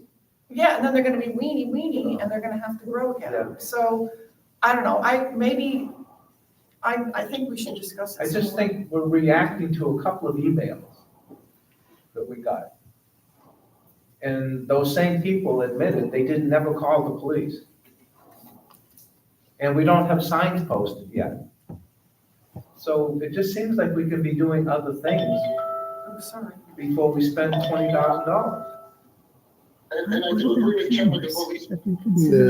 No, then you're spending thousands of dollars for I'm on the pond. Wi-Fi and all that to come down. It's, might as well put a fence up, it'd be less Walking around the expensive. lake that was pretending to be fishing, except he had nothing on him other than a fishing pole. So he had no tackle, no bait box, no nothing. And he was looking at the houses, not looking at the pond. I get that, but that's a very different spot from Laurel Road where we have a sidewalk and people driving bikes and e-bikes and everything else. It's our profile. No, I'm just saying I called the police and I had to call the police 3 times. That's, I have not seen anybody back there in the last 3 years. You told us that before, and I agree with you. And I think. That might help too. If the word gets around that the police are coming, that can't hurt. Is my point. I think for $20,000, if we got the right fence, it would just be that added layer. Even though our landscaping was supposed to handle that, as people kind of tried to get in, I mean, that's just my thought, from seeing what I've been seeing. And quite honestly, I don't know if this guy that's been walking around Padova at 2:30 in the morning, if he's coming in from the 9th hole and Or then he walking. might be somebody's, we've had some guy walking around in front of our house, but I found out he's actually the kid of somebody who lives. And he just likes to walk late at night when nobody's out there. And so, I'm just saying. Yeah, you yeah, it never could be know. completely You never innocent, know. but yeah, so I just But- don't think $20,000, that extra level, to me is worth it. So we're Sorry. deferring till We've next hit time. we've hit the 3-hour. Well, that's Yeah, kind of where I'm So, coming from. I think Jill withdrew her motion, Yes, but my sorry. notes are for Keith to obtain additional proposals, I did. bring mapping to the next meeting so that you can Yes. review and discuss. Yes, And exactly. then we'll put this on the agenda. Thank you, Belinda. Thank you, The Belinda, sorry. voice of reason, yet again. If there's anything else, to be added to the estimates, please let Keith know. Okay. Because I know fencing companies right now are very difficult to obtain quotes from. All right, so moving on, we do have the October 2025 third quarter website audit. Clean audit, website is ADA compliant, that's behind tab number 4. And then moving into the consideration of the minutes of the Board of Supervisors meeting held on October 27th, 2025. These are behind tab number 5 for your review. Are there any questions, comments, and/or changes to the minutes as presented? Yeah, I've got comments on that meeting. Tim asked me to mention that the comments that he made, most of them were not listed in the minutes, and the piece of paper that he gave both you, Belinda, and Jill are not listed in the minutes. So he keeps referencing them. I don't know what they are because I've not seen it. And if it's applied to the chair and to the. He sent it to the whole board. Well, I have that, but this is He just, handed it out, we all have it. once it's approved, we'll attach his comments to the minutes. But public comments, typically, we don't verbatim use the public comments and put them in the minutes. So his comments will be attached to the minutes once they're executed. Okay. And approved, but, Okay. We don't typically verbatim list what public comments we receive. They're on the table. Okay. Okay, but I also I did not get a copy of what he provided because he didn't have enough copies. So that's why I said I'll give him minutes. So, okay, all right, got it.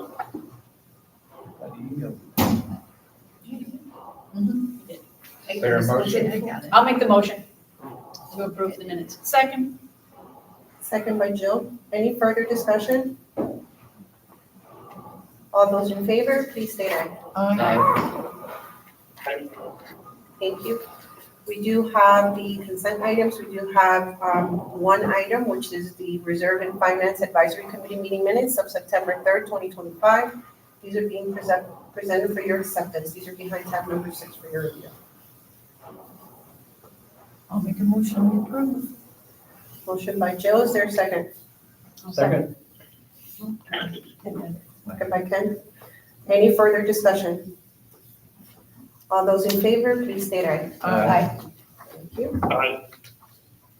Advisory Committee liaison reports. Are there any reports? Ken? I have one, yeah, wait. Ken has some. Couple of things. In the Reserve Finance Committee meeting, we talked about the reserve study that needs to be updated. We would like to, because of the vendor getting backlogged, we'd like to get that on his schedule. We also had a quote, and we think, especially with Hampton being new and a lot of changes here, that we should do the on-site visit study or update. And that quote was $5,400. But we think it's probably worth doing it. We haven't had an on-site visit for a few years. Do you want a motion? So I would like to make a motion that we accept Custom Reserve's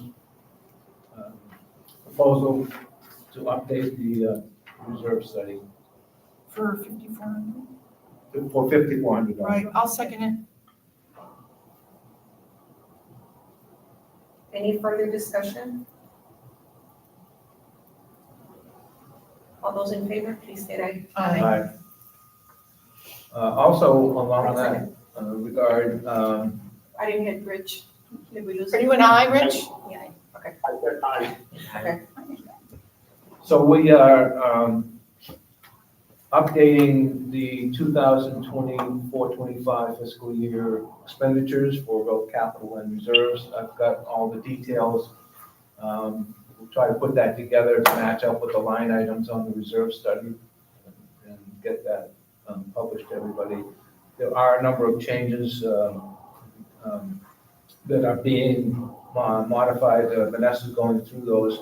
She sent them to me late last night, so I haven't had a chance to go through and check them, but I'll do that this afternoon. So there'll be some changes in the River Club capital and reserve fund balances, but hopefully it's just, there's some changes that are going on and the amount should be lower. There were just some duplicate recordings. I have I'm a comment also, on that, Ken. I'm sorry? Can I make a comment on that? Please. Okay, so when we switched over to Dana, prior to switching over, the district had a checking account that was just for reserves, where we would cut the checks directly from that account. We would deposit into the account, and we would cut the checks for River Club reserves. We don't do that anymore because all of the funds were moved when Dana was brought on board. Given that we had so many issues last year with the reserve reimbursements, Vanessa and I wanted to recommend to the board to move forward with opening a separate checking account just for the River Club Reserve. Put some funds in it. I'm not saying a lot of funds, a ton of funds, just something to keep the account open. And whenever there is a reimbursement, not a reimbursement, a payment that needs to be made from the River Club Reserve, we would process it versus having Hampton do it so that it's all streamlined and it's clean. Vanessa would then send Jill the request so that Jill could send Dana the request to fund the new River Club Reserve operating account, pretty much a checking account where we're the ones that are cutting all of the payments and Vanessa's tracking everything so that we don't have to go through this process where Hampton pays it from the River Club Fund, then they send Jill a request for funding, then Jill has to send Dana a request that they can send money back to Hampton. She can open an account right away. It's your decision whether or not you want to do that. I'm good with that. Kind of makes sense. I think it's I don't have a cleaner, problem with it. yes, and based on, when I was looking at the financials, I think it makes sense. The Yeah. cash count, when I was watching the cash count. Yeah. Yes. Probably a little more control. Yes. Yes, and then in this way, we eliminate the process of Cleaner. of Hampton having to cut checks directly for reserve expenses and then going back and forth with the transfers because it's much easier that way. Do you need You a have one motion? transfer, one I think process. we were just discussing, I think board direction is sufficient, so if there's no objections, No, they'll let's do proceed it. in that direction. Let's do it. I've also drafted, and it's going to the finance committee for their review. I've drafted a SOP for reserve and capital expenditures, along with an approval form. So we're gonna have a project form. Carol was kind enough to send it to me from what they use at Hampton. I've modified it. It basically, it's just a control mechanism where every project will have either a reserve or capital number. So starting with the year 25 dash and a sequential number, have a project description that will identify whether it's capital or reserve. It'll have to substantiate, have a purpose and justification for the project. It will have approvals by the person submitting it, either the GM of the River Club or the field manager if it's a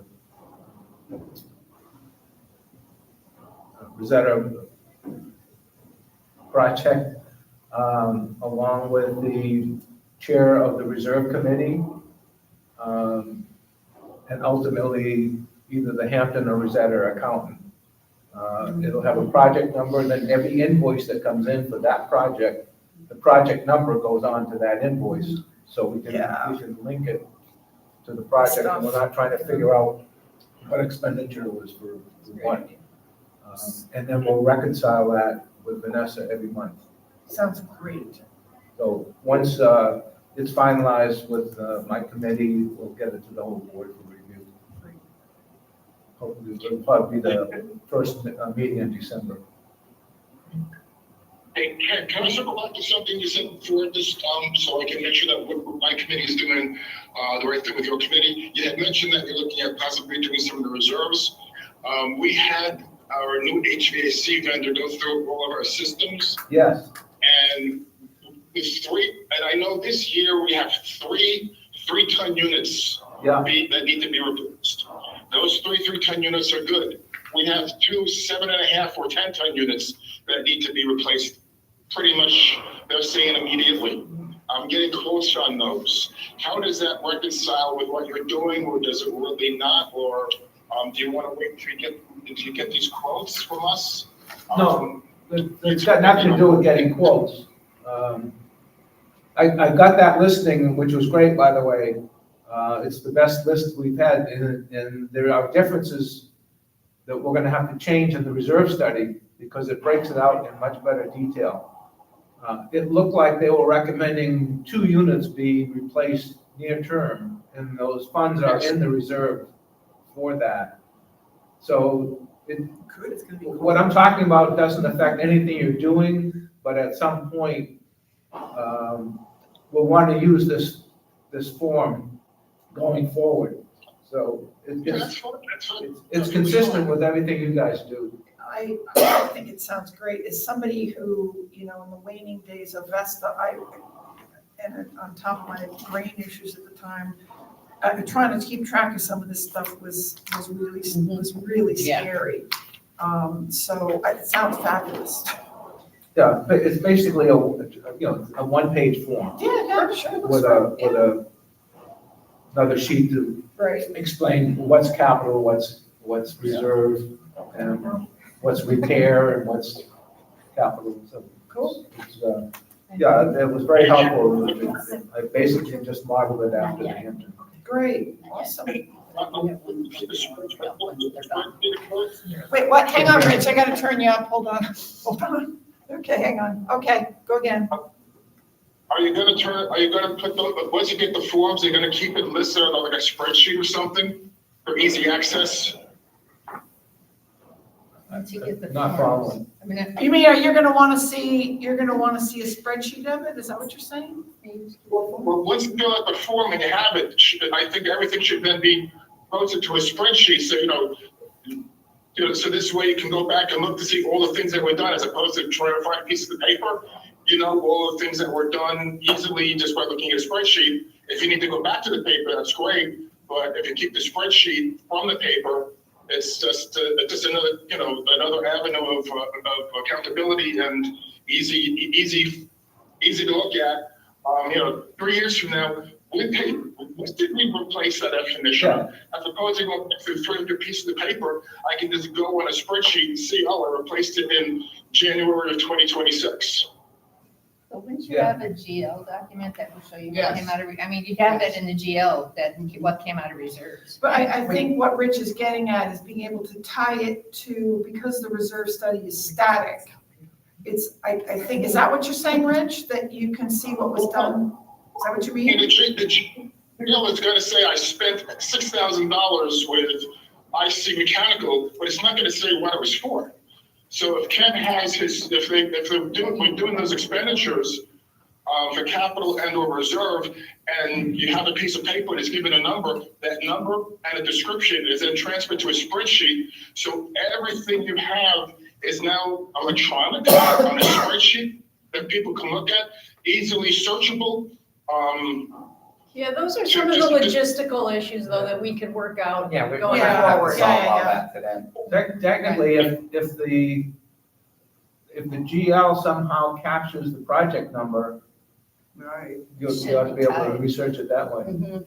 You can search on project number. There ought to be a way in the system to Right. do it, rather than Makes try sense. keeping a separate It's a spreadsheet. great idea, though. It's a great idea. Separate spreadsheet. Or we could just ask Vanessa Ken for Right. the Excel worksheet that you're looking at with her now to just add a column, because she does it by invoice number, but she could add a column in the worksheet that's for the project number. Yeah, Okay. perfect. So I just have one thing. So I had several months ago had mentioned that I was gonna do an audit on TechWave. And we did some initial analysis, and it turned out that a couple of things were out of sync, so we needed to do a complete reload. We've completed that reload, and I don't know if Laura's had a chance to do the analysis yet or not, but we're gonna dive into that going forward now. So that was the status on that. I have one thing, and that is, do you want to publish this besides to the state or the county, the accomplishments document? I think we should. Just send it out in an email? Absolutely. Yeah, okay. Absolutely. Thank you so much for doing that. Yes, thank you. Yeah, that's gonna be helpful. And I just have a tiny thing for Ken, because I think that I want to say also, I think that I've had some communications both with Byron and with Mark. And I think the work that the committee's done has been really, really helpful. Deeply appreciated. And I know that, I love Byron's approach with some of the reports. And so what would be helpful for me, if, I know you're going to be asking for some reports from Vesta, sorry, I wrote down what I wrote. I read what I wrote down from Hampton, because we'll actually get the reports. I would love to also see them, if you're gonna be doing like event reports or anything like that. Sure. I would love, You should go to the whole board. I think so. Yeah. Yeah, I'd love to see that, because I think, you know, the input has just been great. I've been talking to Byron pretty extensively, just when stuff has come up, and it's been helpful to have the input, so. Cool, so I know. I have one question. And after coming in on the tail end of Vesta, it's probably not a question that you want to hear, but I would like to know if there's a P card or a credit card that either myself or the chef or both of us can be accountable for incidents and scenarios that require the leaf blower that needs to be bought, or the plumbing that needs to get back up, if a vendor needs to be paid, or whatever incidentals come up over the month. And clearly, if I'm not asking for cards for everybody, but if there was one or two that was for me and or the chef, we could be held accountable on a monthly statement for what the expenses were for, GL, detract. But I know that there is just an unforeseeable amount of incidents that sometimes require. Can I work with, can I work with Greg to just get that tied to the First Horizon account, I guess is how that would work. Weren't there cards issued previously? They were issuing people's names. Have they been canceled? Yes. And that's why I say coming in on the tail end of what I'm listening to is not something that you're probably like, So okay, yeah, we'll do that. But I think I can just work with Carol, you and Carol McGrail, and just get that done. Perfect. If that's okay. Perfect. All right, good. Do we need a resolution to change the amounts that Greg is allowed to authorize and Jill's allowed to authorize? We had discussed at the meeting, we never did anything about it. No, I think we need a resolution. Wouldn't we get a resolution? We have a spending resolution. Yeah, we have We one, and I do. thought we were within thresholds of what we wanted to work with.